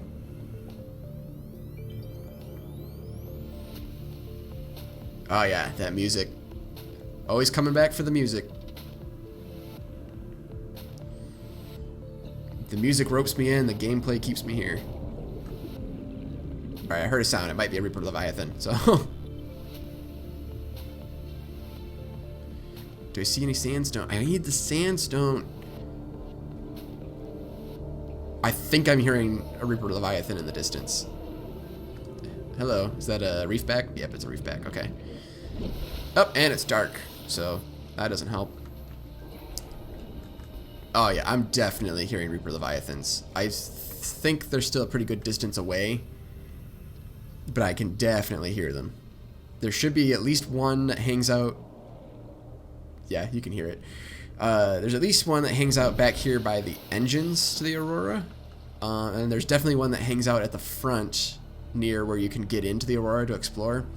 And then there's probably at least 2 more around the, like the outside, but...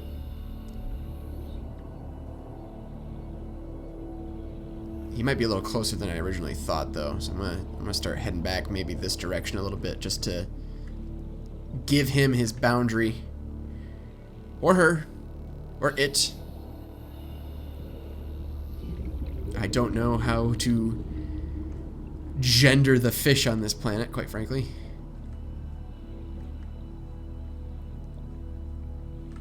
Seriously, how hard is it to find sandstone? I'm probably just in the completely wrong area.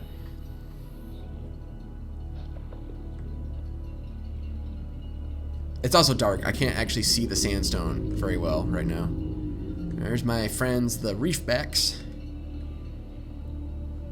Alright, so this...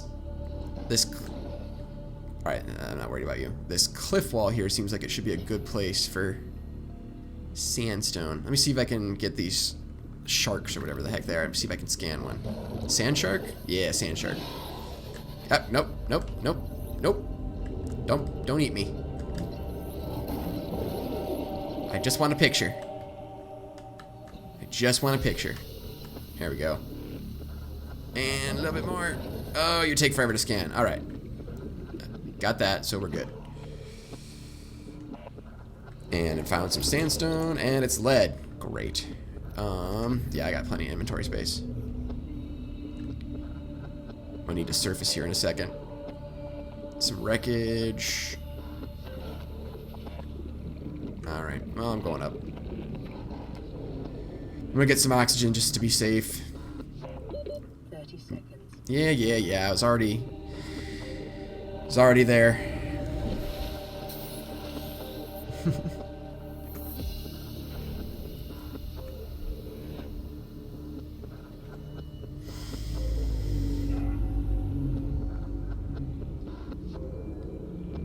Some wreckage. Anything good down here?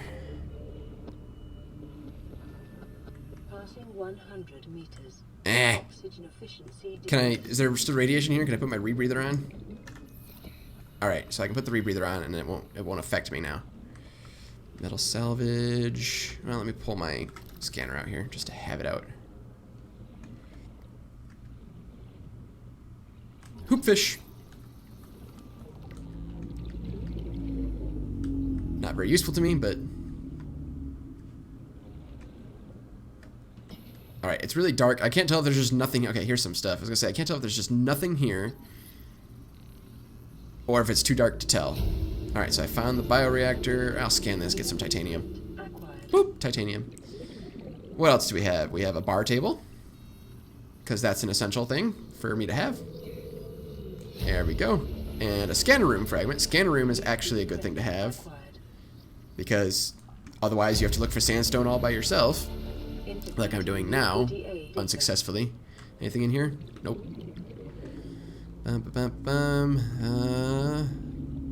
Alright, so I think we went sort of full circle around this thing on the outside here. So, I need to go back up to the surface and get some more oxygen.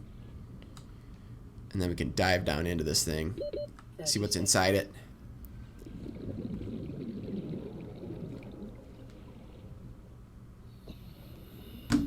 Any day now. Man, I was deep. There we go. Where's the Aurora? Okay. Ooh, I don't hear the Reaper Leviathan, but I am dangerously close to Reaper Leviathan territory. Which is not something I want to encounter. Alright, let me use this. Give me a little bit more time down here. And put it away. What's this? That is a propulsion cannon fragment. Neat. I will actually probably need that to explore the Aurora. Oh, abandoned PDA. Take up. Well, there goes all my light sources. Scan the disk. And get this. Ultraglide Ultraglide fins. Ha! Ultraglide fins, which I need. And I can't. Disinfected water. That's a good thing to have. A day's water ration ahead of time will help ensure against dehydration. Yeah, I'm not at that point yet. I really should be rationing my stuff. Like, I should carry food and water with me at all times, and I'm just not. Mobile vehicle bay fragment. I still have plenty of oxygen. What else is in here that I haven't scanned yet? More mobile vehicle bay fragments. Because it's a tongue twister. Swivel chair. Yeah, that's what I need.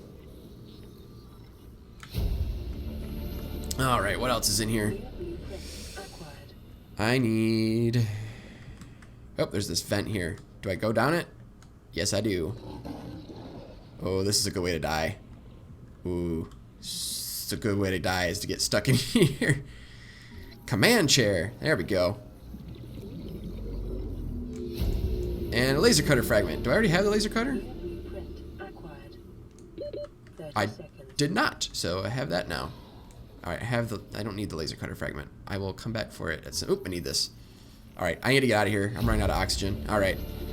Good haul, good haul. Alright, let me up. Let me out. Let me out. Let me out. Oh god. Oh no, that's a problem. Oh, we're screwed. Oh god, I'm gonna die. Oh no. No! I can make it. I can make it. Come on.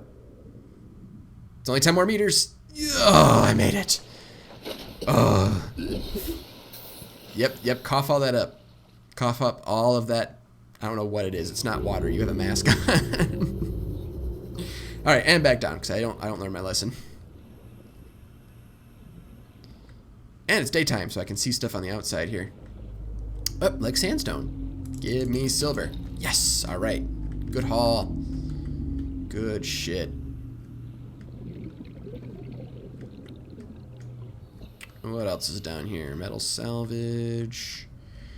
I thought I saw some more stuff that I could scan. Oh, here we go. What are you? You are... more bioreactor stuff. I'll take it. And scanner room. Need that. Good stuff. And I still have some inventory space, so I'll get more of this. It's a good way to get titanium is to scan things you already have. Some sandstone. Boop. Gold. That might be it for this. Alright. Time to head back to my base and synthesize some things.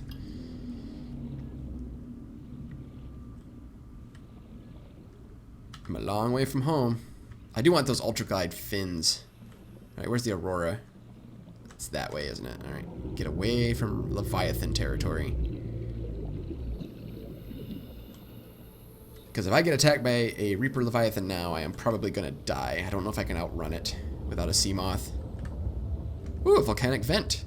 This will be useful to me later when I have a base and I want to use thermal energy to power it. Because solar energy only does me good during the daytime. That's decently close to some places that are good base locations, like over here. It's deep enough you can park a Cyclops right outside.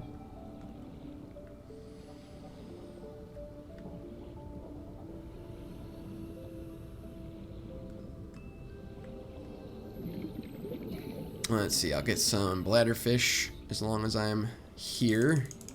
Well, actually, I do have water in my inventory, so I guess I don't need them, but you can always use more water.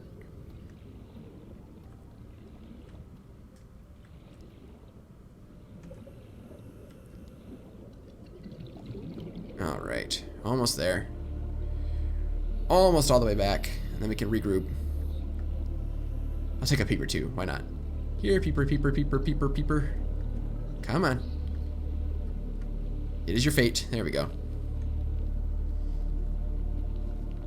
And back at it again. I forgot I had a radio transmission. Whoop.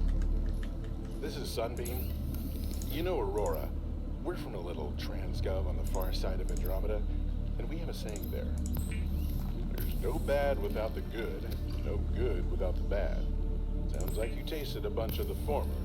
That only means you're overdue a whole lot on the ladder. Yeah, don't... We're in. I'm not We're expecting getting it. somewhere to park. We'll be in touch when we find it. Sunbeam Even out. if I hadn't played this game before, I'd say that's it's a bit of a foreshadowing. Some sort of bait and switch situation going on. Okay, what was I making? I would like... Oh, I can't fabricate ultraglide fins here. Oh, compass. Compass needs a wiring kit. All right. Boop. That's right. All right, well... I feel like it's too early for me to be making a base, but probably not, because I need to put things in that base that allow me to synthesize even better things. Because that's what life is all about. Getting things to get more things. Where's my compass? Is it... Nope, it's equipment and compass. Alright, that'll be very helpful. There, now I have my bearings. So, apparently this is to the east. I always think it's to the north, which is why I need the compass, because the compass tells me there's an island to the north and an island to the southwest. And there's definitely Reaper Leviathans in that direction as well. There's Reaper Leviathans everywhere, quite frankly, but, Alright, what else is going on? I need to eat. That's what I was going to do. Take that, some of this, some of that. And what else is there to make? I should probably work on the habitat builder, which requires a computer chip, which requires coral, which I have. I'll pull some of this silicone rubber out too, just in case I need it. Let's see, I need computer chip, needs table coral gold, and copper wire, which means I need more copper, which I don't have. Great, alright, that's fantastic. I need more copper. Well, what else do I need? I need a computer chip, I need, if I'm going out, I might as well get all the stuff. A battery and a wiring kit, so I need more silver. Alright, so I need 2 silver, 2 copper, 3 copper, and 2 acid mushrooms. Alright, well, I didn't remember any of that, but I'm gonna go get it. We'll offload some of this lead. Lead and some of this titanium, because why not? Some of the sulfur. Alright, 3 copper, 2 silver, 2 acid mushrooms. So, boop, acid mushrooms. Copper I can get from the limestone, thankfully. So, there we go. Copper. Nope, titanium. And copper. Yes. Alright, so there's 1 copper. Ah, crap. Oh, no. That's a problem. That's a problem. Alright, they gone? Alright, I keep forgetting I can pull out that and not die. Alright, we'll get this sulfur while we're here. And more copper. Fantastic. And sulfur. And silver is going to be the real pain in the butt. There's an egg here, but that's not rare, so. Titanium. I am titanium. Oop, don't swim through the gas. And don't sing copyrighted music, because somebody will get upset, I'm sure.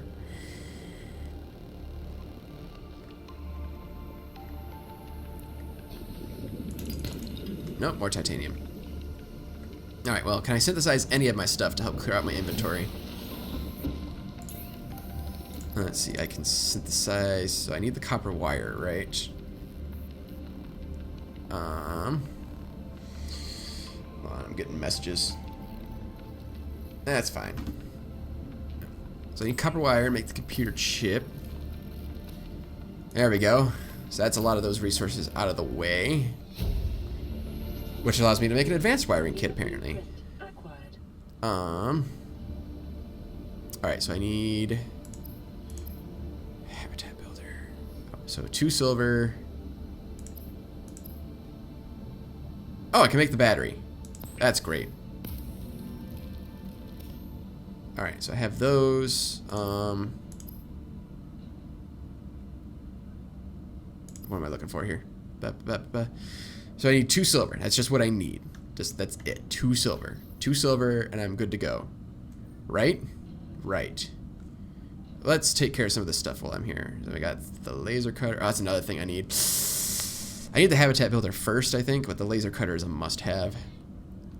Floodlight, bioreactor, desk, wheelchair, command chair, and bar table. All right, is that all that stuff out of the way? Nope.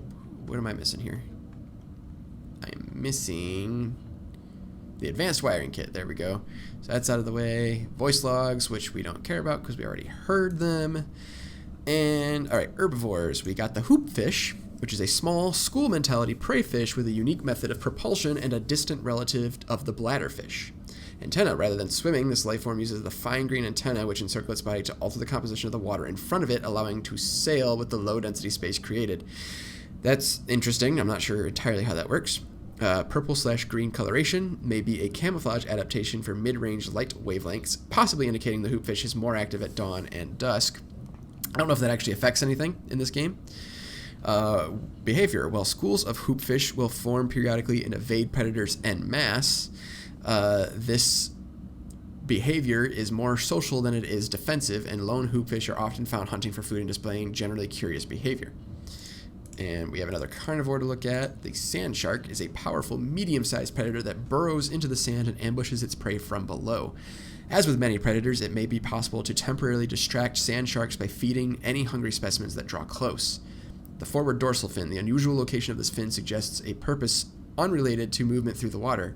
It may be employed in shifting sand beneath the surface or in mating rituals, or may simply be an evolutionary dead end.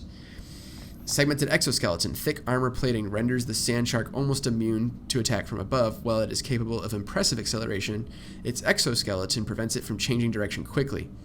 The sand shark is thus a perfectly designed ambush hunter, but ill-suited to sustained pursuits. Feet. Ill-designed for ambulation, likely used to disturb the surface of the sand so the life form can burrow into the ground. Be vigilant for ambush in sandy biomes. I didn't realize it had feet to get through the sand. I thought it just sort of brushed its way down in there. Public documents. The Transgov profile Mongolian independent states. When the hostiles of the expansion ceased, the tactical value of the hard-to-reach colony systems on the edge of the China territories plummeted. So this is some like futuristic lore for you about, you know, China and Mongolia and all of these other massive societies basically in the future becoming the dominant societies. Recouping from the war, the central government left them to starve. The systems in question declared independence, claiming their infrastructure as their own and their intent to become self-sufficient. Today, the Mongolian states is seen as a relatively minor power on the outskirts of colonized space, yet it remains one of the fastest expanding transgovs in the galaxy. It reminds me a little bit of Firefly. If you ever watched Firefly, like basically at some point in history, America and China became the dominant superpowers, so then when they went into space, like, everybody speaks English and Chinese. Like, it's just the way it is. So, similar to that, I'm guessing there's China and then these Mongolian states declared independence from them. Mongolian societies inherited their technologies from the Chinese, but incorporated the customs of their multicultural colonist-based. Non-synthetic foods remain popular. Religion is a strong component of society, but the Mongolians take a relaxed view of competing faiths, believing gods to be universally and equally flawed. All right, so there's some world lore for you, if you're interested in that kind of thing. Equipment. Propulsion cannon. The propulsion cannon allows technicians to manipulate gravitational forces at ranges of up to 20 meters. It is commonly used in construction and mining to remove materials. Or to move materials. Operation instructions. Pull the trigger once to lock onto and attract a single object, blah, blah, blah, blah. These are basically things that I can use later. So basically click to grab and then click to let go, I think is the recommended strategy there. The prop cannon. Some species are telekinetic. For everyone else, there's Altera. That's a nice slogan. Oh boy, Altera. The dominant industry, I guess, in the future. Floodlight. The standard issue floodlight is designed to focus a bright beam of light in a single direction, useful in all kinds of industrial and emergency operations. Functions in all known environments. Cool. Use it on land, use it underground. Under the water, more specifically. Scanner room. This advanced habitat module can transform a small outpost into a burgeoning science and exploration station. 3D display, blah, blah, blah, blah. So basically, you know, you can set it up to scan for different things that you can get in your HUD and go look for and all that stuff. A bunch of stuff to synthesize, but it can be helpful, especially when you're looking for silver, which is what I am about to go out and do. Let me get some water here. Oh, yeah, good water. All right. Stay hydrated, kids. Oh, it's dark out. Not the ideal time to go exploring, but I will do it anyway. How's my inventory look? Pretty full. Does that matter? Can I offload some of this sulfur that I'm not using? I can. I do like that the game automatically keeps your things grouped together. That's a nice feature. Alright, that's probably enough room in my inventory to go out and try and find some silver and not go towards the Aurora this time. Yeah, I'll go this way. So much to do. So many things I want to do all at once. I'll go back to that one wreckage I saw and explore that, but like, I'm doing this now. Over by Life Pod 3? I don't remember. I don't keep track of the names of the life pods and stuff. Go away, sand shark. Alright, there should be... Shh. Go away. Where you at? Sandstone around here somewhere. And that will let me get the silver that I require for whatever it is I'm building, my habitat thing. Oh, nope, that's limestone. Damn. Alright. Not very helpful to me. I need sandstone. I think you can get it down here in the grass too. It's just hard to see. And it's not easy to find in the dark in general. So I'm just doing this at the worst possible time. I did not think this through. Let me go get more oxygen. Kill some time here. Wait for the sun to come back up. Build a base, build a bed. Then I don't have to worry about this. I know. Alright, and back down.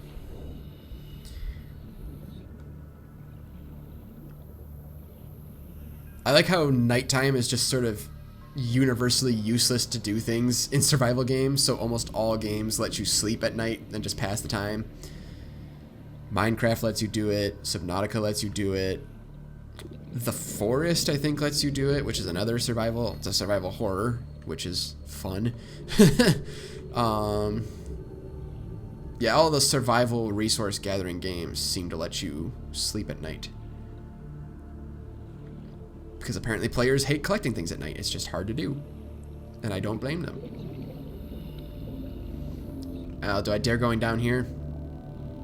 I do. I don't need to go super deep. I just need to look for sandstone. Oh boy. Oh yeah, there's that. There's that mushroom environment. Do I go down there? No, I will die. I will. There's just no way I can get up and down fast enough to actually do anything useful. It will kill me. I'm learning. I am learning from my past mistakes. It only takes several playthroughs of this game to learn. Alright, well I found a wreckage here. Or some wreckage, not a wreckage. So I will explore that in the meantime. Let me just stock up on oxygen. Good stuff, and back down.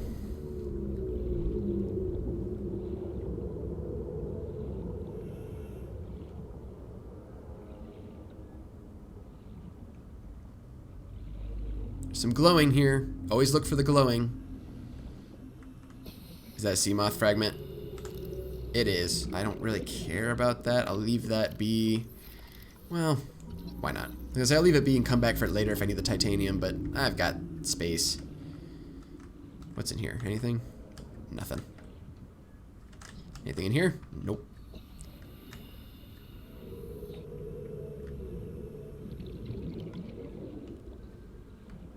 More sea moth. Man, they really want you to find the sea moth. I can't use it yet. It's easier to find the sea moth than it is to find the mobile vehicle bay, apparently. Man, alright. Ooh, a little bit laggy. Hold on. Alright. Hi there, you stuck? Ooh, you're scary looking. Alright, I'll leave you alone. Don't worry about me.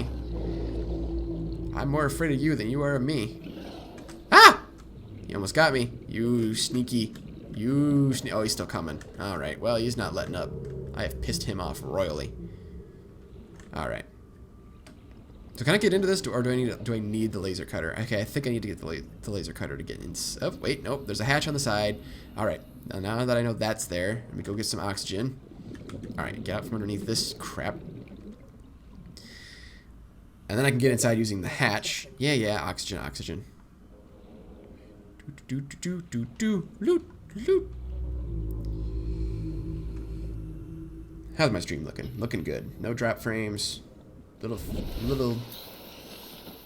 a little bit of CPU usage.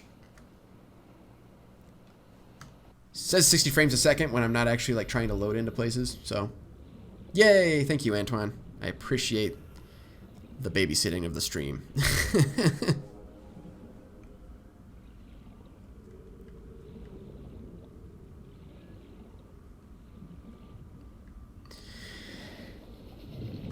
I would do it for you. I have done it for you. It's just there's not much to do because yours is pretty good the way it is. Alright. Battery charger fragment. That's a good thing to have. Because constantly having to make more batteries is not sustainable. It takes too much copper. Acid mushrooms, fine. You can. It's not hard to find acid mushrooms, but the copper is just a pain in the butt.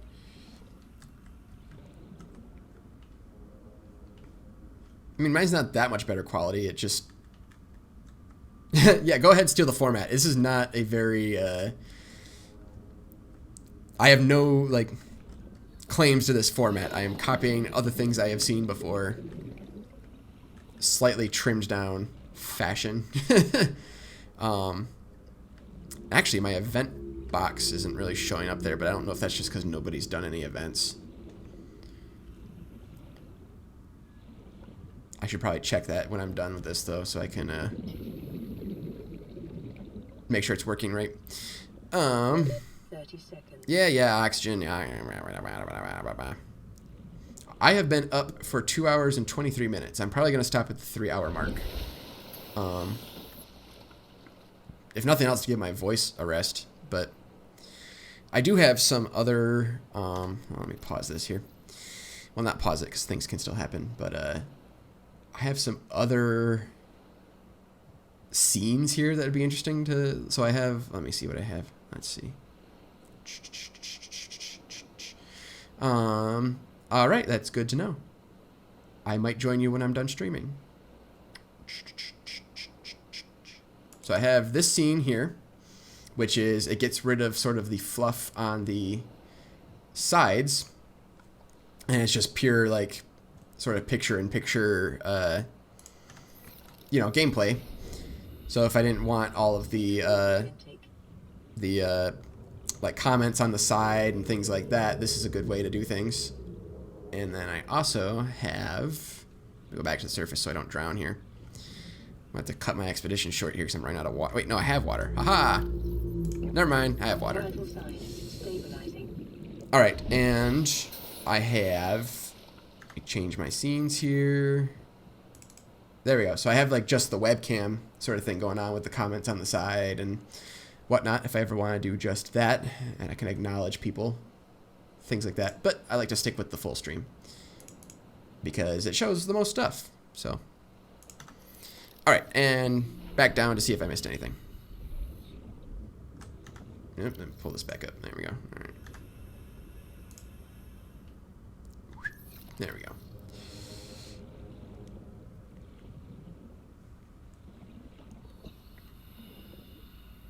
I think I got everything from inside there, but I kind of want to double check just to be sure. Because I think it was mostly just the battery charger fragments.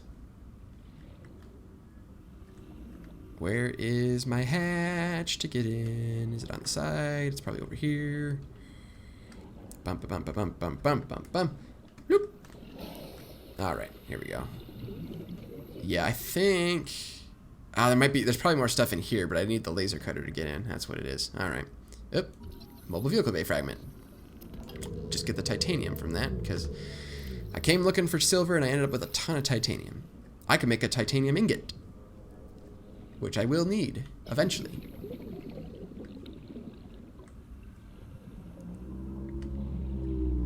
Man, that frame rate. All right, why did my frame rate drop? Let's hold on a second here. Oh well, I will investigate that later, I suppose.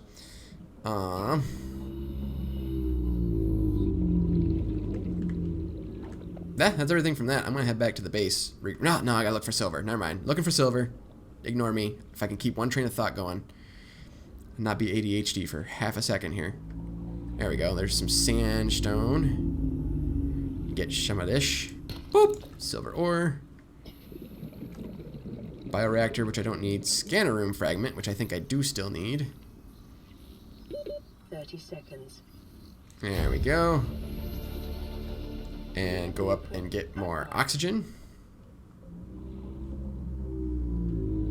I am deep down. Oxygen.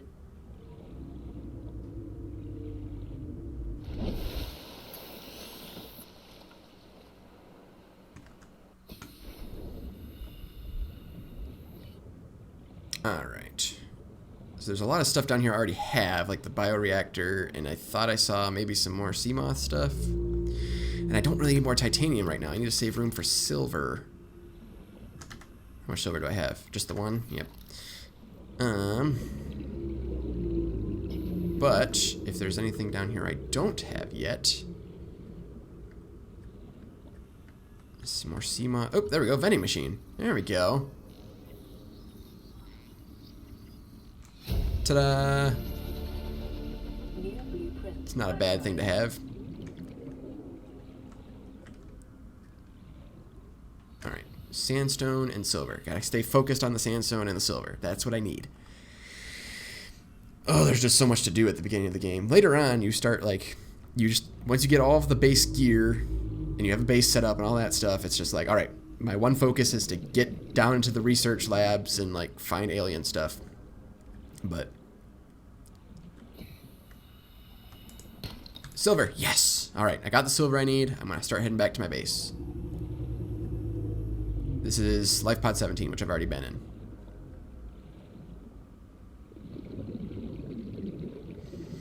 Yeah, if I explore too much, the second time I played this, I explored so much just right out of the gate that I ended up finding most of the life pods that are like near the shallows before hearing the distress signals. So by the time the distress signals came up, I would have to go and re-explore to make sure I hadn't already found it. And it was a waste of time. Pretty much what I'm getting at. Waste of time, swimming back and forth. 30 seconds. Yeah, I'm near the surface. I'm not worried. But I should be able to make my habitat builder now. I won't be able to make any habitat yet, because I probably don't have the... That's something that the titanium's good for, I suppose. Making a habitat. Gotta find a good place to do it. I should go back and find that volcanic vent and make it, like, nearby. Because otherwise, trying to get, like, the power extenders or whatever the heck they're called to go all the way to my base is a pain in the butt. But I also can't quite make a thermal reactor yet because that requires some rare deep sea things. Like, I think it takes rubies. Hopefully not any kyrite. Is that what it's called? Kyrite? The deep, like 900 meter down crystal stuff that you have to find. Which I am nowhere near being able to do yet. I can swim down decently far, but not 900 meters.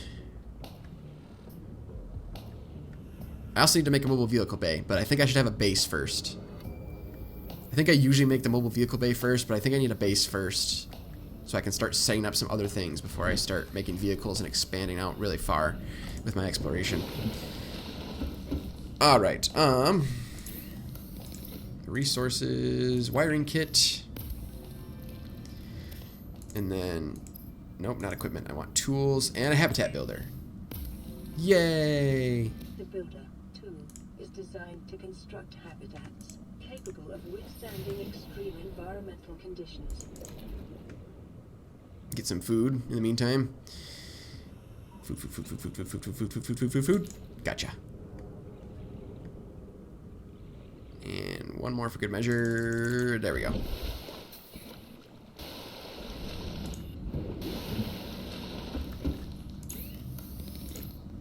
Some water. And some cooked food.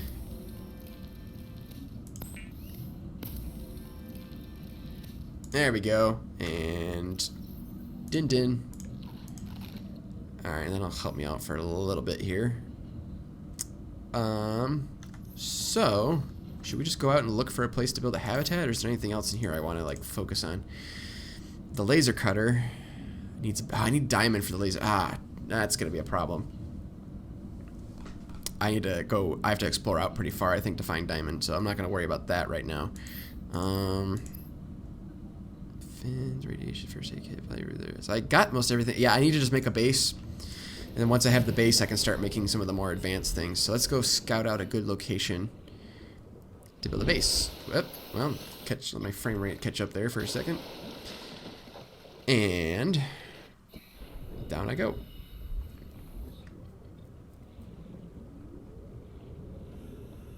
I think I want to focus on that volcanic vent. Just making something close to the volcanic vent. It's hopefully not too close to the back of the Aurora there that I'm going to be like assaulted by Reaper Leviathans.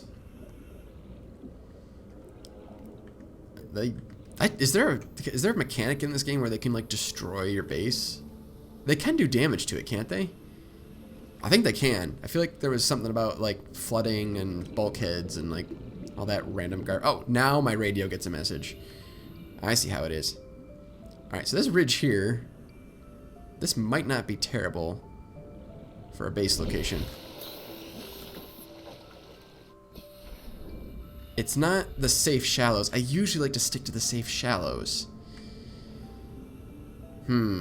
Choices. I could be daring. I could do something I've never done before and make a base in a slightly scarier location. Because this crater's big, but it's not that big. So I usually set up a single base in the safe shallows and just go back and forth between that. And once you have the Cyclops, it's like having a mobile base. So it's not very concerning anymore to have other bases. At that point, you're just building bases for the fun of building bases and not because you actually need them for practical applications. Right. I feel like the volcanic vent's supposed to be around here somewhere, but I of course have no sense of direction. Also seems like it should be near the safe shallows. It's not that far. I can see the thing. It's only 200 meters away. Man, stuff gets scary fast. I'm just 200 meters away from safety, which is not that far. Oh, I hear the volcanic vent. That's a good sign. But I'm also going to explore this as much as I can. Because I can't focus on one thing in this game. I have to do it all. Even though it might kill me. Can I get in this door? I think I can. Yes! Come on. There you go. Oh, and turn me back sideways. So I have... Oh, I don't think I need this, but I took it anyway. The Degassi Crew Manifest. Yes. The Degassi? Those are, what am I trying to say? They have some interesting, like, lore and things like that to help me out, so. And then I can open this up, right? Sweet. Alright. Focus on one thing at a time here. Clear this room out first. Anything else in here? Oh, no, okay. Usually there's like a ton of stuff. Oh, wait. I already have a sea glide. I'll take that anyway, though. Oh, nope, I'm full up on stuff. Anything of use? Nothing? There's just nothing in sea glide fragment. Whoop-de-doo, I don't need that. There's nothing of like... You make me go through the trouble of... Oh, there's a vent here. Oh, no, there's not. Never mind, it's a dead end. Well, I'm gonna drown in here. Let me... That's seriously it? Alright, well. Oh, and now it's dark. Great. Alright. Regrouping. Okay, so let's go. Here's the vent. I don't like the vent. I don't want to be right on top of the vent. There's no way to park like a Cyclops over here. Also, it's getting dangerously close to the Aurora. But, man, it's dark. Alright, that's not helpful. I will head out this direction and see if I can find a good place to start building a base. And I probably should have built a beacon so I can find the base again. Alright, so here's a trench. Yeah, this might work. Yeah, this will probably work. Right by... Well, let me look around a little bit. Say it's right where the reef backs are.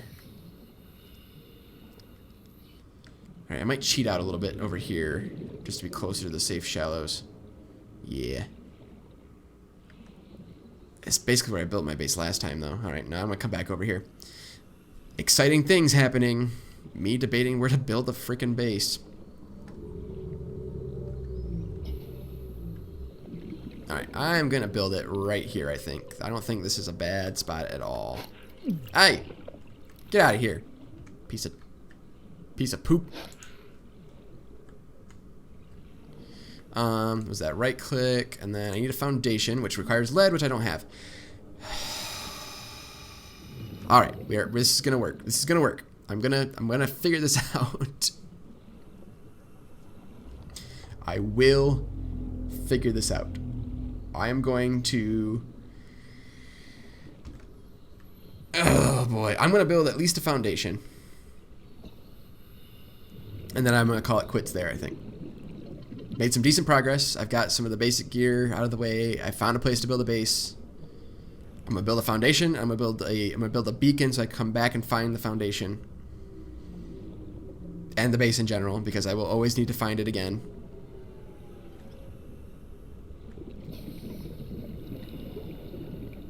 And I think that'll be it for me. We'll wrap it up. We'll read some of the lore. I forgot I found some lore. And the radio. All right. Listen to that. This is Life Pod 6. I have a passenger on board. Coordinates attached. We've landed a kilometer from the crash site, but there's radiation in between us and the rendezvous.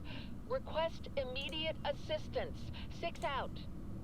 Alright, so we'll do that next time. Approximate transmission origin recorded to data bank. That's not very helpful. Alright, so we'll get a... Wait, is it deployables? Beacon. Oh my god, I don't have any copper.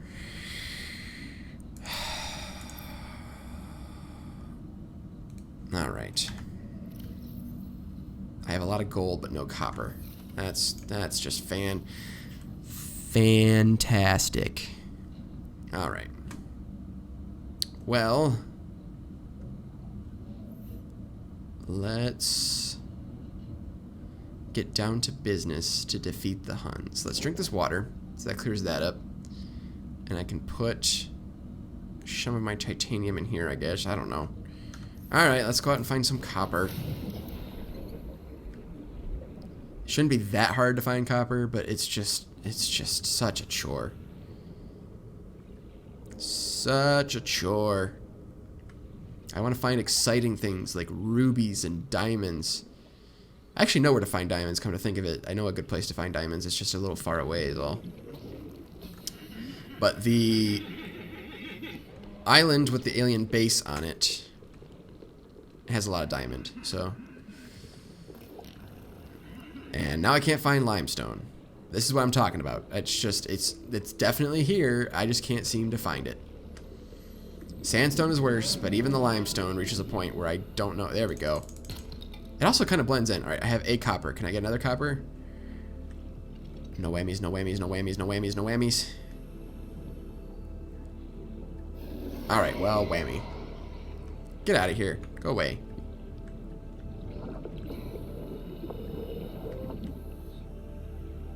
All right, well, I just need the 1 copper to get started. So we will go and make our beacon. All right, so we have that, and we have everything we need to build at least 1 foundation piece. So I am going to go and set that up, and it'll be our base of operations from now on. I mean, it still needs to have an actual, like, base, but it's progress. It's progress. That's all. It's just baby steps. Everything in life is just baby steps. School is baby steps. Getting started on Twitch is baby steps. I have no idea what I'm doing, and I'm just happy it's working at all. Alright, let's see if I can find my favorite spot again. Well, not my favorite spot, but the spot that I chose. There it is, this little patch of flat earth.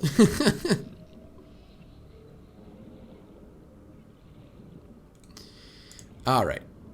Let us... Do I want to hang it off the edge a little bit? Just a smidge. There we go. Boom. Fantastic. And then I will come under here with my beacon.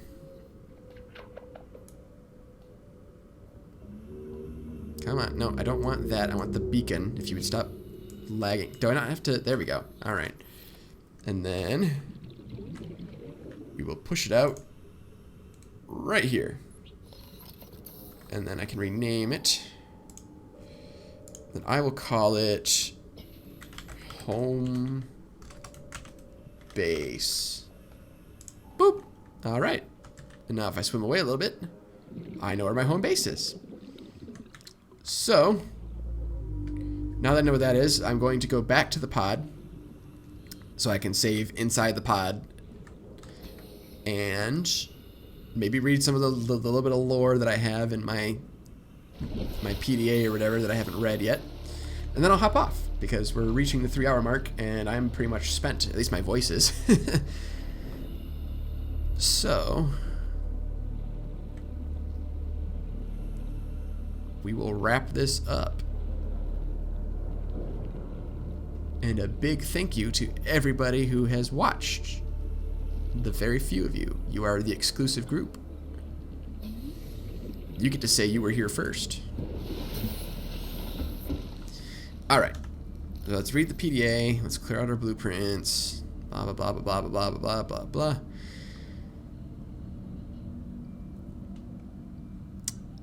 That's true, Antoine. You were the first, and now it will be immortalized forever in the video because I have the comment stream there.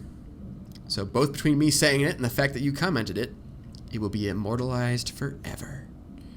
Speaking of which, I am going to be taking my Twitch archive, essentially, and putting it on my YouTube channel, which has other videos on it, too, if that interests anybody. But, so that's, I think it's youtube.com/c/basiliskfang. So you can check out archives there. If you missed the Twitch stream, you can always go and watch those if they interest you. And it's also a good place to go and look for videos that I do that do not allow for live streaming. For example, I have some Vine compilations over there. Can't really like live stream those. I mean, I can once they're finished, but live streaming the process of making them, not so much. So definitely check that out. And if you are watching this on YouTube at a later date, head on over to twitch.tv/realbasiliskfang in order to follow me over there, and you can actually watch things live. So it goes both ways. I'm playing the system. Alright, so LifePod 6 transmission origin. A distress signal has been received from LifePod 6, but the attached coordinates were corrupted. Last available photographic data has been downloaded and analyzed. So I know it's in the red, grassy plateau mountain area. I can't remember what it's called. It has a technical name, but I don't know what it is. The crew requested assistance navigating the radiation. So it might be near radiation. Dense red grass, near a number of natural arches and rock stacks. Transmission's origin approximately 400 meters west-northwest of LifePod 4's last known location. So that doesn't help. Well, because I don't know where LifePod 4 is, but maybe that's what that radio transmission is. And then the Dagazi survivors This one doesn't have any audio. It's just a crew manifest from Paul Torgal. Auxiliary Search and Rescue Mission, Paul Torgal. Position, Chief of Torgal Corp. Captain of the Dagazi. Lost in space near planet 4546b. Age at time of disappearance, 79. That's pretty old. I don't know if that's old by, like, game standards, but, like, it's old by our standards, pretty much. Paul Torgal and his crew fell out of contact with Mongolian authorities close to a decade ago. All right, so it's been a while. They've been here longer than I have. The Torgals were a resourceful and powerful clan, and the ship was well equipped, so their survival is considered likely. However, multiple vessels passing through the system have since attempted to trace the ship to no effect. It is hoped that the Aurora's superior scanning suite can do better. Made majority shareholder of Torgal Corp by his mother upon retirement. Interaction with Altera limited to infrequent charted munitions deliveries. Beneficiary of life extension technologies. So that's why he's 79 years old and he's still kicking. Accompanied by his only child, Bart Torgal, 19, heir to the Torgal Corporation. The emissary Kassar reports, I probably didn't pronounce that right, but reports Torgal often traveled with a skeleton crew and was known for making rash but profitable decisions. Inadequate systems maintenance or straying from its planned route may account for the ship's disappearance. Or, a quarantine on this planet. Alright, so that's everything out of that, but let's listen to this radio message real quick. Aurora, we're approaching the planet now. We have a landing site for you that's... Well, it's better than the alternatives. We've sent you the coordinates. Boop. It'll take us a couple of days to align our orbit. We should be able to establish direct contact with you during that time. Then we're coming in to get you. Cross your fingers, the weather holds. Don't leave us waiting. Sunbeam out. Alright, so that's something that I will do next time. I've got 39 minutes of real time to get over to the island over here and wait for the Sunbeam to pick me up. And nothing bad will happen. And I can get diamonds while I'm over there. So...